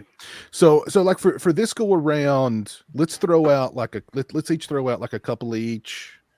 Or if you know, I'm not sure how many you guys have. If you want to on this go around, we can just kind of throw them out. So okay, here we go. You guys want creepy. You guys want unsettling, a movie that's going to stick with you, a movie you're not going to forget. A movie, I mean, this one should have gone to theaters. This one should have got a lot more attention than it did. It's Session 9. Yes. Great movie. Yeah. Yep. Very, very, very creepy. Just super, super creepy. Everything about it is creepy. The setting, the look of the film, and the director, Brad Anderson, I'm surprised he didn't kind of do more. Because he's a really talented filmmaker. There's no doubt about it. I know he did. What was that movie with Christian Bale where he lost all that weight? Machinist. Oh, The Machinist. Yeah. That was And good. I've not heard much from him. With Christian Bale? This movie, No, I've heard a lot from Christian Bale. Don't get in his light. Yeah, Do not exactly. get Stay in away his from light. the light. You don't want to be in that. Or not You're his an light, in his- amateur. yeah, in his view or whatever. When he's working, he's intense. But this is just a great movie. It'll definitely send some chills up your spine on Halloween night. It's not about a haunted place. It's about haunted people. And I love at the end of the movie when they find that tape of the patient and the tape, and like they ask the woman like, who are you or something, and she goes, I live in the hearts of the what, I forget the exact quote, like I live in the hearts of the weak and the lonely or something like that. It's like, oh gosh, so chilling. But that's who she is. Oh, incredible movie. Yeah. This one got mentioned a little while ago by Cliff. LA AIDS Jabber. I can't think of a more Halloween film than LA AIDS Jabber. No, I'm serious. I'm kidding. That's not on my list. I thought about it. I thought about getting it for the joke of LA AIDS Jabber, but it really is a fun movie though, LA AIDS Jabber. But this one was mentioned a little while ago, Behind the Mask. Oh yeah. And this movie, I never hear anybody talk about this movie anymore. This was Literally on my one list where, tonight. But like this is another one that like for a long time, like, oh, there's a sequel coming, and it just never failed. happened. Yeah, the Indiegogo failed. It's sad. Yeah. And then it's just kind of disappeared. And it's unfortunate because I mean, this is just such a fun movie. And what's the lead guy's name? Nathan Basil does such a great job. And it's just sort of a deconstruction of the slasher movie. And I mean, Robert Englund is in here. He plays like the Dr. Loomis in the film, kind of. It's just so good. It's so fun. And it got a lot of attention there for a while. And then I think when people kind of realized it wasn't going to get that sequel, it just sort of disappeared. And that's unfortunate. Really, really good movie. Behind the Mask. The Rise of Leslie Vernon. And my last one tonight, this is another one I don't hear enough people talk about, but I love this movie so much. Parts of it do take place. The big stuff takes place on Halloween night, and that's Lucky McKee's May. Oh yeah, yeah. Love this one. Love Angela Bettis. If you can't find a best friend, you just make one. All you need are the right parts. So. Yeah. Never seen that, and I've just received it about a week ago. I've never seen it. Okay, I think you're in for a good time. And there's a commentary track on here, with the craft services guy. I forget his name. That commentary is one of the best commentaries I've ever listened to. It's so funny. It's so funny. So after you watch the movie, watch it with the commentary, with like Lucky McKee and Ryan Johnson and the craft service guy, and there's a couple other people. It's so funny, so good. Yeah. So May. All right, what you got, Dan? All right, so I have put this one over before, and apologies if you're tired of me talking about it, but from 1962, a British horror movie that you must watch at Halloween if you haven't seen it yet, Burn Witch Burn. It's based on a novel called The Conjure Wife by Fritz Lieber, and screenplay by Charles Beaumont of Twilight Zone fame and Richard Matheson. It's about as good as you're going to get, once again, for Halloween. It's a classic horror movie, one of the greatest horror movies ever made, in my opinion. And Burn Witch Burn, or Night of the Eagle. Night of the Eagle, yeah. Yeah, it's got the alternate title, but I mean, that's a masterwork of horror that, again, should be better known than it is. So I throw that one out, and I'll throw out a couple that are very easy for you guys to watch right now, Halloween themed, on Hulu. I really like this new movie, Carved. It is about a killer pumpkin that bumps people off in a historical reenactment village. There's nothing highbrow about it. It's silly. DJ Qualls is in it. Chris Elliott, who I haven't seen in a while. Oh, Chris frankly. Elliott. Yeah, it's just a fun, stupid movie. There's some great gore, and yeah, if you want something a little lighter, and yeah, that one was a lot of fun. I also liked Mr. Crockett, which wasn't too sure that I would. Annoying kid in that movie, but I did enjoy that quite a bit. Another one that's gorier than I expected. I kind of feel that Terrifier influence hitting that one, because it's like a Blumhouse movie if they didn't suck, if that makes any sense. Yeah. And the practical puppets in that movie they're beautiful. Yeah. Yeah, good effects work too. The chair is hilarious. Yes. Yeah. But you can watch those now on Hulu. Good stuff. Okay. All right. Very cool. Chris Master, throw a couple at us here. So a few here. Go back to video games. If you want to relive being a kid, Costume Quest from Double Fine. They have two games like that, where essentially you're just playing as kids on Halloween night, going door to door, getting candy. That's actually part of the game. That's how you level up characters, is getting candy. And then the costumes you change into determine your powers when you're into fights. So, like, you're dressed as Abraham Lincoln. You're like a giant Abraham Lincoln fighting these goblins and shit. Dressed as like an eagle. You're suddenly an eagle when you get to the fights. It's a fun game series. And then for movies, two Devon Sawa classics. The first being Casper, to give you those 90s nostalgia feel for the early preteens, and then for the later teens, Idle Hands. Yeah, it's one of my favorite movies ever, possibly. Oh, it's fun. It's a good one. It's a good one. Yeah. All right, very cool. Thank you, Chris. Big Daddy, what you got for us, Big Daddy? Well, to go off what Chris was saying about video games, the new Silent Hill 2 remake. I hear it's really good. It's really, really good. I haven't had a lot of time to sink into it, but if you want something spooky, can't go much spookier than that.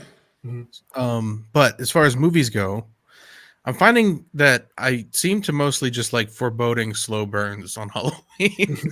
And these next, actually, I don't have this one with me, but At Midnight I'll Take Your Soul, or any of the Coffin Joe movies, really. This Night I'll Possess Your Corpse.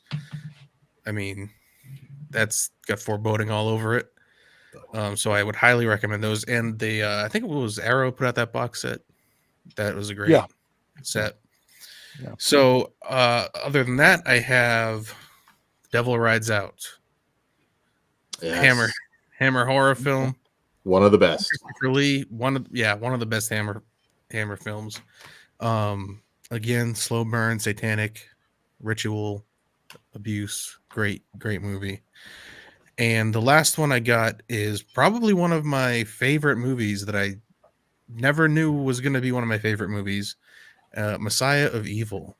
Oh, wow. Another kind of a slow burn, foreboding, Lovecraftian almost, but not in like a Cthulhu kind of way, but in like a just eerie, abandoned coastal town, supernatural horror. So those are my slow burn recommendations if you just want to sit there and zone out for a couple hours. From the husband and wife team who later brought us Howard the Duck. That's what I was going to say. Yes, if you want, if you like Howard the Duck, you'll love Messiah. And American Graffiti. Yes, and American Graffiti. It all makes sense, from satanic slow burn to Howard the Duck. It all came together. Very good picks there. Feels, what you got for us? Give us a couple. So we're gonna start off with purely guilty pleasure and just my favorite James Wan film of all time, Dead Silence. I love the atmosphere of Dead Silence. The soundtrack, I love just sitting and listening to it. It's very tranquil. It kind of gets you in that vibe for everything. I love the fact that there is a Saw puppet, little Easter egg hidden in a dark corner of the movie that's just super fun to watch. Love Dead Silence. I love just really almost everything about it, and I was almost devastated that there wasn't, a sequel to come after it. But it's just pure popcorn fun for me. Next up would be one of my favorite werewolf films of all time, and that's Ginger Snaps. And I think that is a very it gets hyped, but I'm not sure if it gets enough. I think it's just such a fun flick. It was such a twist and a change. Not that there hasn't been like female-driven werewolf films before it, but it was just so well done and such a change. I think a breath of fresh air for when it came around. And then I just got to give a shout out to the Blob remake from the 80s. Such beautiful practical effects and just horrifying. Like, you never know. Like, if you're watching it for the first time, you don't know who's going to die left or right. You're actually getting attached to certain characters, and then boom, next moment it's so it's really well done. About the Blob remake, I lived about 20 minutes away from the town they filmed that. So my grandmother lived in that town. So I actually rode my bike through that graveyard by the football field. I saw the town and so forth. I saw all this shit before I realized I even saw the movie. I was like, oh, hey, I know this movie because I've been there. There's no fucking forest. There's no hills like that around there. What the fuck is this bullshit? That's funny. I want to bounce because I had thought about doing like a werewolf movie, a vampire movie, a slasher, a giallo, blah blah blah. Then I was like, screw it. I will bounce off of your Ginger Snaps. I'll see your Ginger Snaps, and I will raise you Howling 3: The Marsupials. All right. Also, Howling 5, because it takes place in a spooky castle, which is very Halloween-y. Oh no! Oh, you're right. Howling 6 is the Freaks. Howling 5 is the Rebirth. Yeah. I like the atmosphere of that one in the castle. But what about your sister's a werewolf? Well, I mean, that would any of the Howlings, any Howling movie is perfect for Halloween night. It really is. It really is. Oh man, a skeleton. Throw a couple. So we're like just dumping. Oh yeah, dumping. Yeah, let's dump. As requested. This is a spur of the moment. Spookies. It has an exploding Grim Reaper, which is a skeleton. Yes. And like, I've always thought this movie, the trailer Edgar Wright came out for Grindhouse? Don't? Yeah. This is Don't. Don't got made. It was Spookies. It's just like every monster you could think of in this house for no reason. There's like a fancy werecat running around and like fart zombies and spider ladies. It's awesome. I almost grabbed Spookies. I love that movie so much. I almost got it. So, See No Evil 2. Two specifically. You don't need the first one. This one, it takes place in a hospital during a birthday party, and I think just the party, even though it's a birthday party, and the hospital, because like Halloween 2, something about that, it's like, tight corridors, and it feels like it fits Halloween. Catherine Isabel is like, I think she's like been drinking wine on the set. She's like chewing the scenery in this movie, and yeah, it's a pretty good time. Admission, I've not seen either See No Evil movie. I mean, they're both worth watching, I'd say. Yeah. They're not gonna like blow your mind, but they're fun. So is this the prequel to Speak No Evil? Yes. And the last one is Husk. This is an After Dark original. Yes, that's a gem. It's a remake of Scarecrows from '88. Technically, I think it's not like very. I mean, there's similarities, but it's got like this weird thing with like a sewing machine. It's a weird movie, but Scarecrows, guys. Good stuff. Scarecrows need more love. Yeah, it does. I've added that one to my list. I see your Husk. I'm gonna raise you Jeff Burr's Night of the Scarecrow, because you mentioned Jeff Burr earlier. Oh yeah, that's one of the best. Yeah, it's a good one. It's a good You one. know what? I raise you Scarecrow's Gone Wild with Ken Shamrock. Okay, I can't beat that. Crap. I mean, there you go. I can't beat Ken Shamrock in a Scarecrow movie. Yeah. Nothing tops that. We found one recently called Dark Walker, and I'm gonna try to get a DVD of it because Danny Draven. it looks cool. If only Bill Goldberg had done a Scarecrow horror movie. You know, It's not too late. It's not too late. it's not. It's not too late. Not too late. Nico, what else have you got for us? Yeah, well, I got three. One real quick because I had to do at least one nod to the '80s, and that's a movie that I came upon through this channel which saved my life about 10 years ago. But anyway, I'm not going to do a testimonial right now. But Phantom of the Mall, because how can you not love any movie that has Morgan Fairchild as the mayor? So And Pauly Shore. right there. And Pauly That's Shore. right. That's right. A young Pauly The Shore. Weasel. So my last two tonight, again going back into getting my walker out of the closet phase, is you're a doting father, you have a beautiful daughter, but you can't seem to save face. You got to find her a new one. Hey, Eyes Without a Face, baby. Eyes Without a Face. Yeah. The thing about Eyes Without a Face, I first saw this with an audience in a cemetery. Wow. And the thing about this movie is like it's France, it's 1960, and it's like they get to the scene where they're going to do but because it's France in 1960, you think there's no way they're going to go there. This movie goes there, baby. Yeah. And it's so it's a great oh, there goes my liquor. It's a great moody kind of pre-gore flick. This is really good. And then lastly is a movie that is technically not a horror film, but it has enough horrific elements that it's sort of semi-qualifies. It's also my favorite black and white Hammer movie ever made, and it's also probably my third or fourth favorite thriller ever made. The British version is called Taste of Fear. The American version is called Scream of Fear, and it basically a woman drowns. It turns out that she's the nurse of a wheelchair-bound girl who also she happens to be very, very close friends with.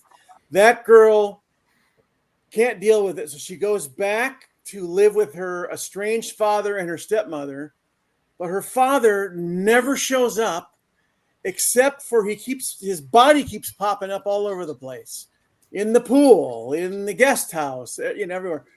And it has one of the greatest twist endings ever put in a movie. It's and also Christopher Lee does a great job as a red herring in this.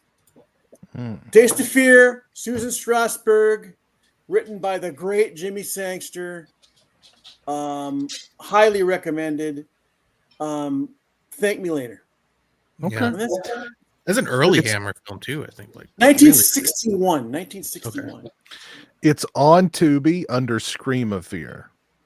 Same thing. Same movie. There you go. Awesome picks. Excellent picks from everybody tonight. Great picks. Let me see. We had some good recommendations thrown out in the chat. Let me go over those real quick. Somebody mentioned The Hazing. That's a great one. Perfect. That's like we were. I mean, that's another one. Like we were supposed to be getting a Blu-ray for that one for how long, and it still just never happened. It's an unrelated lawsuit, not with The Hazing, but I believe it's still coming. Hopefully soon. Ronan did put out Spiral finally, so I'm hopeful. Okay. Somebody mentioned Cemetery of Terror, which is from the same director who did Don't Panic, which is a masterpiece. Yes. Somebody mentioned The Houses That October Built. Any fans of The Houses That October Built? I like the first one. The first one. Yeah. I thought the first one was okay. I've not seen the sequel. Somebody mentioned The Barn. I do like The Barn. I've not seen The Barn 2, though. Oh, it's good, man. They're both great. Okay, and we're getting the Bourne 3 apparently. So, somebody mentioned Lady in White. That's a good one. That's a good movie. Darker than you would think it would be. Very much Way so, darker yeah. than you would Way- think it would be. Bit. Dr. X. Yep. In the Great in the black Spiral Staircase, which is the Spiral Staircase, is one I almost added to my list tonight. That's a really solid kind of early example of a murder mystery slasher kind of thing. I like it. Somebody also mentioned the Amicus anthology. So, Bog Zombie throws out Flesh Eater, the John Russo masterpiece. I'll second that one. Love some Flesh Eater. Yep. I'm kind of surprised this one wasn't on your list, Chris. The WNUF Halloween special. Well, I feel like I was trying to do like off the beaten path stuff. I know. I mean, yeah, of course, get it. that's like a night of watch for me. Yeah. So yes, that is a very high recommend for me. And I'm definitely going to be rewatching that one before Halloween. So, somebody, Lady in Black. I remember liking the Lady in Black. Yeah. So, Horror Orman likes the Dracula 79. Is that the Frank Langella. Frank Yeah. Langella's Dracula? Yes. Yeah. Yes. Yeah. I don't want to bust in and derail it, but the Jack Palance Dracula, is that any good? Because I like Jack Palance. It's worth a watch. Yeah. Yeah. Yeah, it's worth a watch for sure.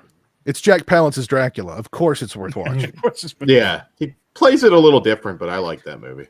And then right after you can watch Cops and Robertsons and everything will be okay. There you Yeah. Tango and Cash. Yeah. Jack Palance going, I want to suck your blood.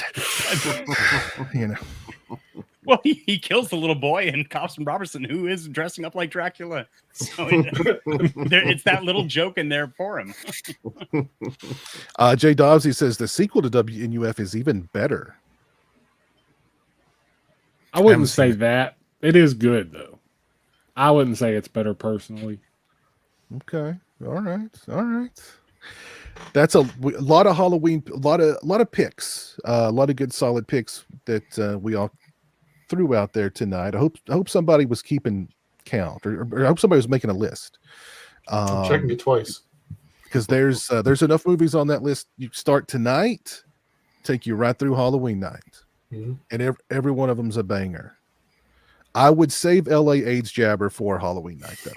Yeah, that's Save a that night one for of Halloween. More of a Christmas movie for me. Is that one supposed to be based off a true story?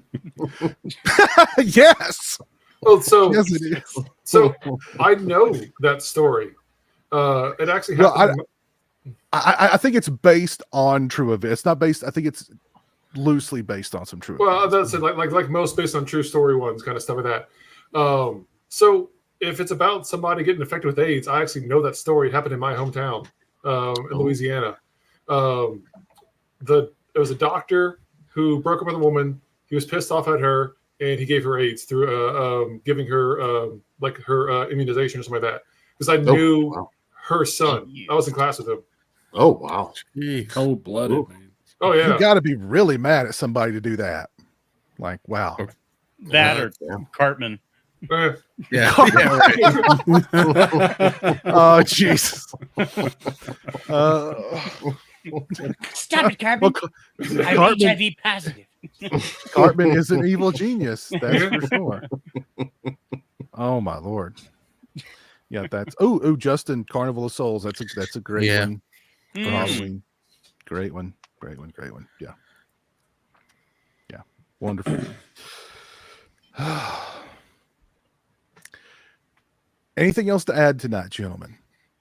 Let's how about this? Let's throw it. Do you guys want to share any fond Halloween memories from the past? Any fond Halloween memories? Nico, do you have any fond Halloween memories you can share with us? Was that no? You know what? I only dressed up once in my life for Halloween when I was a kid. Okay. And now as the Green Hornet. Oh, nice. Not bad. Yeah, Not bad. and that was it. Okay. But I'm all about the movies. I'm all about the movies, and I'm all about the friends, and but I'm just never, the best Halloween I ever had was when I drove cab, and people were just throwing money at me for like 12 hours straight, and I went home with like $300. Normally I go home with like 60 or 70 bucks, but that Halloween night, for some reason, it was like a license to print money, So that's probably the greatest Halloween I ever had. And the second greatest was seeing Halloween 2 in a grindhouse before going on my cab shift on opening weekend, and a drunk guy taking a whiz in the aisle, clearing out the theater, except for me.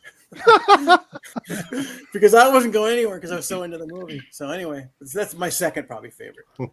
Nice. Sober. Yeah. Okay. So everybody was drunk and throwing money around on Halloween night. Giving their taxi cab confessionals to Nico. Exactly. You probably heard some confessions in the taxi cab, I'm guessing. Dude, right? You could write a book, probably. In the words of Oliver Hardy, I have nothing to say. Wow. Okay. Interesting. Daddy, give us some Halloween memory. Oh man. Well, I mean, I had a pretty typical Halloween experiences, but I remember when I was, back at the time, it didn't really mean too much to me, but we were talking about like handmade costumes, and I remember pretty much every year my grandma would like make my costume. So like I would be I remember I was obsessed with the Cat in the Hat for some reason, and she like made a whole costume of that, and I was Batman one year. And so looking back, it's really, it's a fond memory for sure, just all the costumes she used to make. Unfortunately, obviously they're all gone now, but looking back, like those kind of fond memories is more important than getting candy, although at the time that was way more important. But so stuff like that. But yeah, of course. Okay, so real quick, favorite Halloween candy. Oh my god, favorite Halloween candy. Full Snickers bar, probably. Okay. Full bar. Okay. Full bar. Not that fun size. Not the fun size. You want the full bar. If you went to someone's house that had full bars, man, you better mark that down on the map. You're switching costumes and double backing, right? Yeah. Right. Yeah. What about you, Dan? Favorite Halloween candy? Oh, candy. I love these new Take Fives, but if I'm going old school, yeah, they're very good. If I'm going old school, I'd have to say like the Zero Bars. I know not everybody has those. I love Zero bars are underrated. Oh, God, I love Zeros. Oh, yeah, they're very good. Love Zeros, man. Love them. Yeah, good pick. that's my. Is that a regional thing? Is that a regional thing or? I don't know. You might be in California because I have to send them out to people in California all the time because they're not common there. And the other flesh wound guys, I don't know. I can't imagine they don't exist somewhere in a candy shop out there. But yeah, for some reason California doesn't have them. But as someone from California, I can tell you I've never heard of that. I can see it. I can see it being like RC Cola. It's like a old, like they haven't updated the wrapper's the same since I was a kid. I'm pretty sure. It's a very old school wrapper. Silver wrapper. Yeah. Yes. Yeah, I see them at like Five Below, but I don't really remember seeing them before. You can get them one next time you see it, man. They're good. Yeah, they're like the white chocolate Three Musketeers. White chocolate, gooey. That was before. That was before white chocolate was a thing. Yeah, that was like the thing that was white chocolate back in the day. Mm-hmm. Yeah, yeah, they're so good, so good. So good. What about a Halloween memory, Dan? There's a lot that I can't talk about, but I will. There is the one time I had to go to the hospital. I was dressed as Macho Man Randy Savage. Nice. Hell yeah, brother. Does. It's technically not on Halloween, so I'm cheating a little bit. But I basically just dressed up every day as Macho Man for like 2 months back when I was a kid. And I set up a stack of pillows and comforters to, I was elbow dropping everything. But I messed up.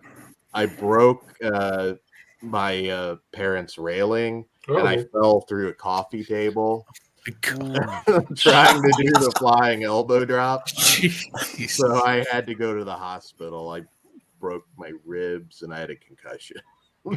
Damn. Yeah. Wow. No, they weren't happy with me. No, I imagine not. I imagine not. Wow. Feels favorite Halloween candy. Oh man, it used to be Butterfinger, but you would get so much of it stuck in your teeth. Yeah.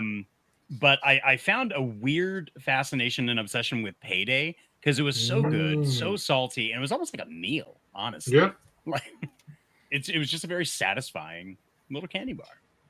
Yeah. Yeah. Our favorite Halloween memory. It's got to be a toss up between when I was around 8 or 9. I had chicken pox, so I couldn't go out trick or treating.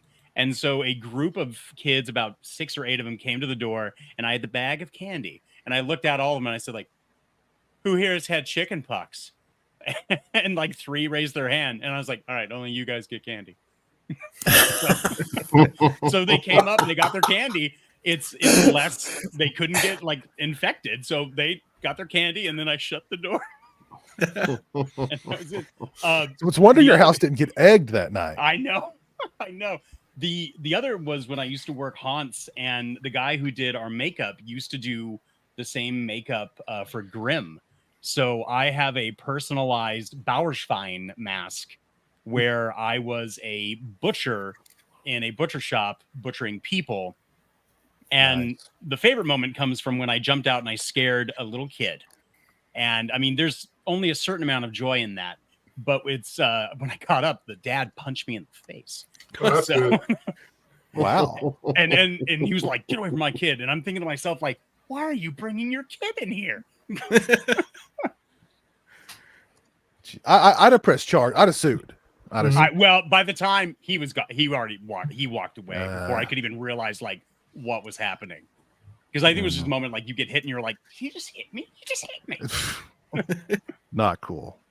Not cool.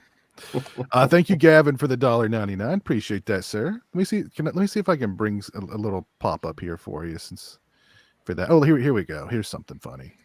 Well, no. Let's get some garbage. It's garbage day. All right, got some garbage. Jeremy dressing up as Eric Freeman for Halloween. There we go.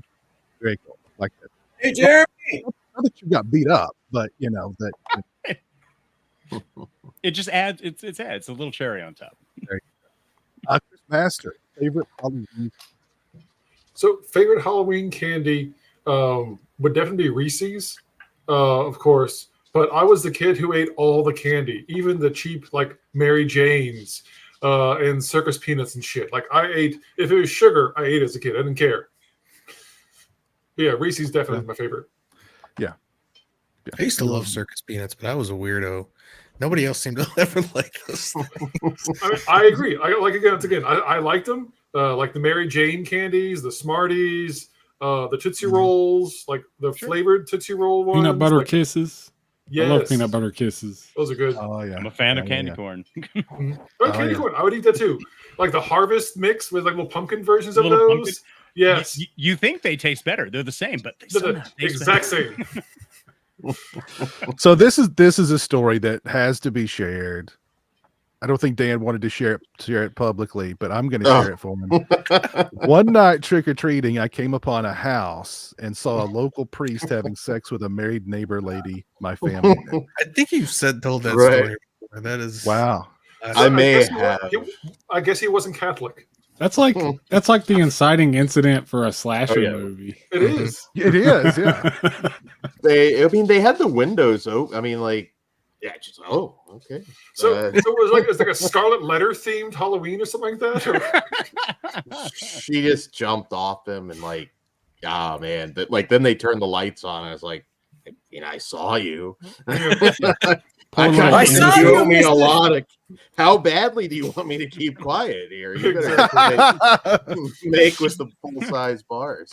Just make the blackmail. You're like, listen, I saw her jump off your priest pole. Let's talk candy. The This poor is little innocent Dan, Hawthorne. by the way. Dan was never the same. He used to be so innocent and he lost it that night. That was it. That's what did it. Yeah.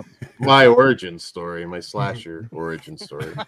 The priest staggering to the door with his pants around his ankles and the tub of candy. Yep. Trying to get the Immediately collar back on. punish. Take the whole damn thing, kid. Just keep your mouth shut. You'll go to hell. You can just give me cash. I'll buy the candy myself. Yeah. Lord have mercy. But for memories, though, a few.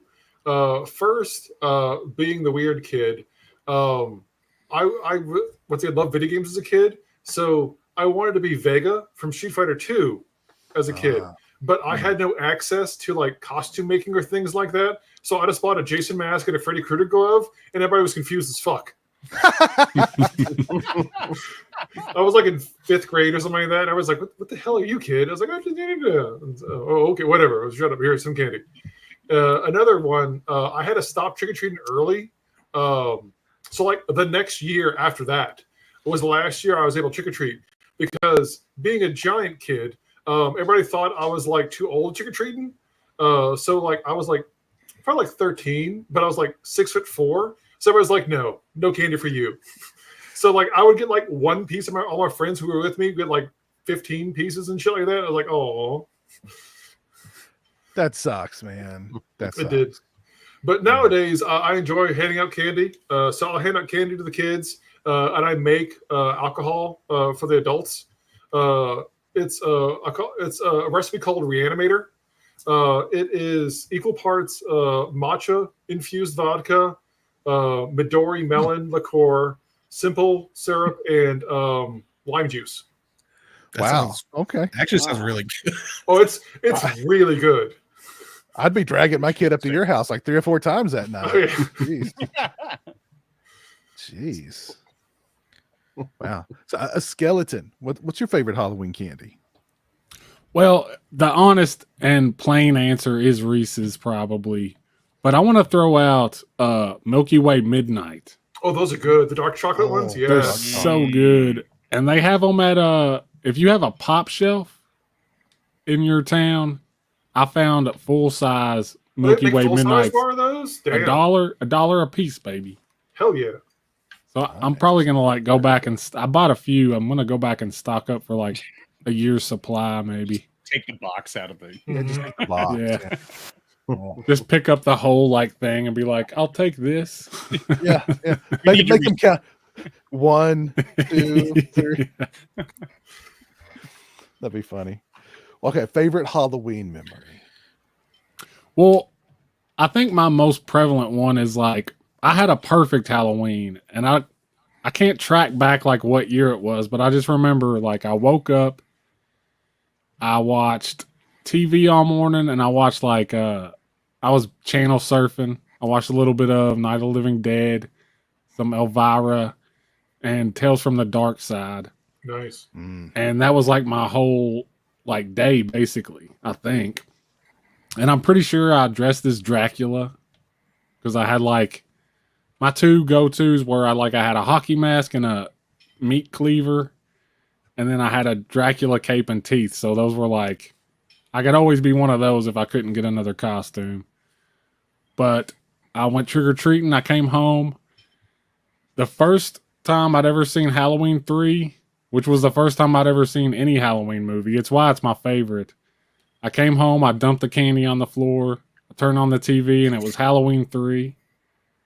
It was like the best Halloween ever. And after Halloween 3, what's that movie with the Barbarian twins? Is it Double Trouble? Oh, I think so. Yeah. Double Trouble came on after That's Halloween 3. like medieval or something like that? No, this is where they were like, one was a criminal and one was a cop. I don't think I remember that one.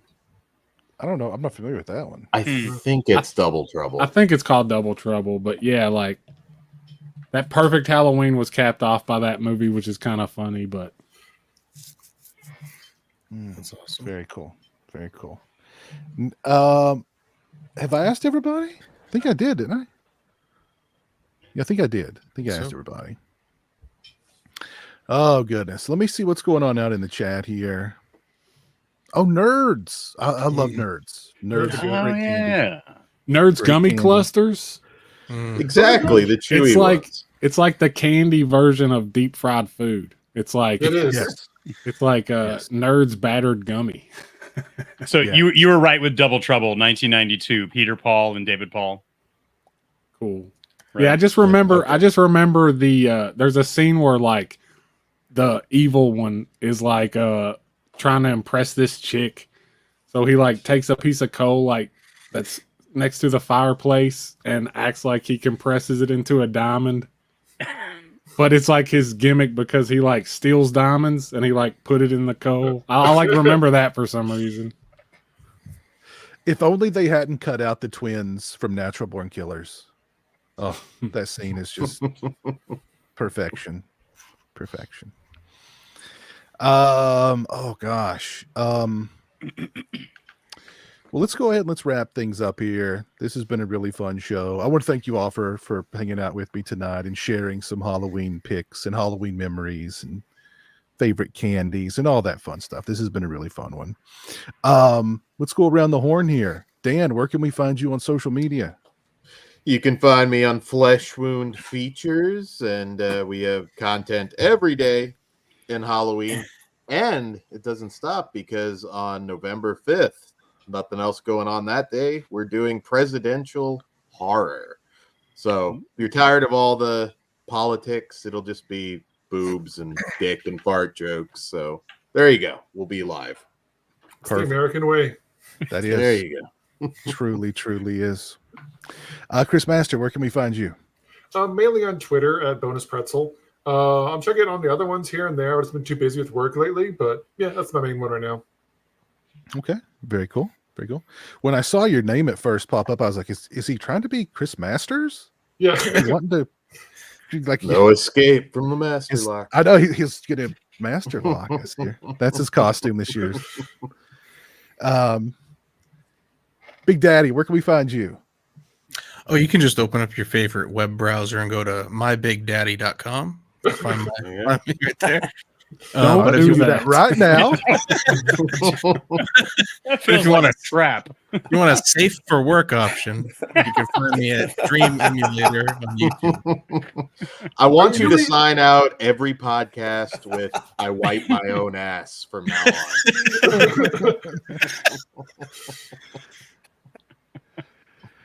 on. That was Dream Emulator on the social medias. Sorry. Right. Not his offshoot with the leather working with the leather daddy. Right. Yeah. That's a whole other endeavor. It's a whole other door to open there. Not for everybody. Let's just put it that way.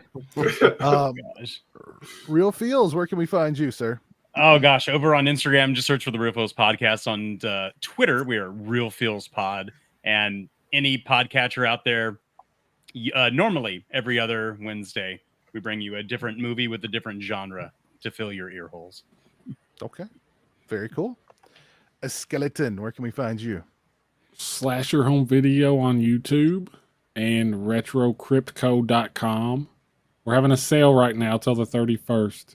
Everything is from 13 to 31% off. Nice. So Yeah, check very that cool. out.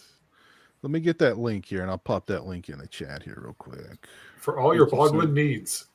There you go. We got Retrocrypto.com. Boglins, we got Art the Clowns, we got Killer Clowns. Oh, we got the mask from Goosebumps. That was really good too. Oh yeah. And Do you have any? Go ahead. What's that? I'm gonna hopefully get that vinyl haunted mask soon too. Oh, nice. I'm looking forward to that. I might keep one of those. And anything from Big Daddy's Leatherworks. Yeah, I'm a big supplier. Big Daddy's Leatherworks is a huge supplier for Retro Crypt. So Okay, that's good to hear. That's good I'm to just hear. really glad. He's a trusted partner. Trademark. I'm a trusted partner. What was that, Nico? So I'm really glad I trademarked Large Daddy. There you go. Very smart of you, sir. Very smart of you. Yeah. Where can we find you on social media, Nico? Nowhere, baby. Nowhere. Nowhere. Here, once a year. Once a year, you can find Nico That's on one right, of these baby. streams. Maybe what about more often, Nico?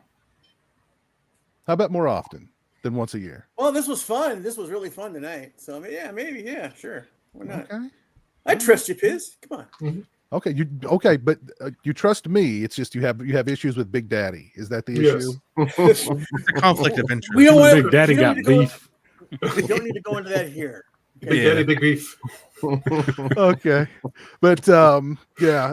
Well, it was good seeing you tonight, Nico. Thanks for Great seeing you guys, man. It's a lot of fun. Yeah, always good to see you.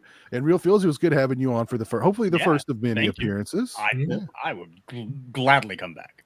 You have some good taste, man. I'll give you that. Exactly. Very good taste. And Chris and Big Daddy, I know you got, well, and of course Dan, you guys all have your own channels. You guys doing anything for Halloween this year over on your channels? I'm gonna be doing a live stream next week. Very cool. Okay. Probably Wednesday. We'll see. I'll post that on the social medias, as they say. Okay. Sweet. And Chris, I know you've been throwing up some Halloween themed videos over on your channel. Yeah. This is like my busiest part of year, and I usually like fail when I'm like I'm gonna do Halloween big, and I kind of like drop the ball. This year I'm kind of proud. I got like a video out every 2 weeks, and I'm probably gonna do like at towards the end of the month like a haul kind of video for everything I like picked up for the holidays. Nice. But like, yeah, I've got a backlog from because I start in September of stuff to check out. Mhm. Cool. Very cool. Well, Jeremy and I are going to do our Halloween stream on the 30th, which is next Wednesday, beginning at 1 p.m. Jeremy will be in costume. We'll be talking Halloween. We'll be doing some unboxings. It'll just be a good, fun little time with Jerem's for Halloween. He loves Halloween, and he usually selects his costume like the day after the previous Halloween, and he sticks to it. He very seldom veers away from that select. I think once or twice maybe he did, but most of the time he's got it planned out. So, hey Piz, can I do it? Can I do a brief shout out to something, maybe? Of course. So, again, showing my age. If anyone that is watching this, if they're like in the LA area. This Sunday morning at 10 o'clock at the Vista Theater in Hollywood, they're showing what I consider the greatest horror comedy of all time, Abbott and Costello Meet Frankenstein. There's already a few of us getting together, but if you guys if anyone wants to watch this channel, wants to show up and hang with us, you'd be really more than welcome. Very cool. See, I thought you were going to say, when you said the greatest horror comedy of all time, I thought you were going to say Student Bodies. That's on the list. That's probably in the top 5 or 6, definitely. Okay. I thought you were gonna say the Greasy Strangler. Bullshit artist, Chris. We all know it's LA AIDS jabber. That's what's the greatest comedy. Man, we need a screening for that one for sure. That would be great. That'd be great. Let me see. What else have I got going on? I'd planned on doing a Halloween deluxe live stream, a watch party on my Twitch, and then I was basically told straight up by a Twitch representative not to do that. So that's not going to happen, I guess. But I do want to do a watch party with something a little more public domain. So it'll probably be I'm thinking Night of the Living Dead, that's doesn't get much more Halloween-y than that. Absolutely. So yeah, so that'll be a fun one. I'm planning on doing that one Sunday. So be there for that on Sunday. I've really tried to do this Rob Zombie's Halloween re-review. I just don't know if it's gonna happen. I've tried. I've tried. That one's just bro. so It's not easy to get through that. I've tried. I've 2 settings and I've not made it all the way through. Try to watch the Cole Edits cut. That's way more tolerable. Cole Edits. Okay, I'll have to look that one up. Cole Edits, like COLE. I think it's EDITS. It should be on YouTube, maybe. Okay. But he cuts out all the Rob Zombie stuff, basically. And so it's more palatable. So is it just like a VHS copy you ran a magnet over or something like that? Or yeah, pretty much. No, I mean, he cuts out that whole, like, breakfast scene is gone. Like, all that kind of stuff is gone. And it's actually, it's still not good, but it's not as bad. Yeah, jeez, oh Pete. Oh man. So I don't know if I'm gonna be able to do that one before Halloween. But I tried. I definitely put the effort into it. It's just it's just difficult. Very, very difficult. Anyway. Let me do some shout outs here in the chat and then we'll call it a night. Shout out to Gavin for the $1.99 super chat. Thank you. And shout out to Happy Sanjo for being a channel member for 5 months. Thank you very much. Appreciate that. Let's see who is in the chat here. Still with us tonight. We've got Gina XX God Games. We've got Horror Orman, Bog Zombie, Dead Zone, Eerie Spirit, Gargano, El Chuy Gringo, Enforcer, Bloodline JP, Biggie Fitz. Jess Graham was here with us. Jess, hope you're well. Hope you're having a good Halloween season, sir. Tyler was here. Ben Grimm, hope you're having a good Halloween season as well, Ben. Let's see who else was with us tonight. Cliff Booth, the world's biggest Fairuza Balk fan, was here. Thanks for being here. Yeah, so we had a nice little Swade Persuade was here. Pumpkin J was here hanging out with us. Brian Trash. Yeah. Had quite a nice little turnout tonight. Hey, Cliff, we'll see you at Lala Fairuza this summer. Hey. Hell yeah. Hell yeah. All right. Well, again, thank you all for hanging out with me tonight and sharing your Halloween picks. I appreciate it. Thank you guys for being patrons too. I appreciate that very much. Thank you all for tuning in. We'll see you again very soon. Take care. And until next time, peace.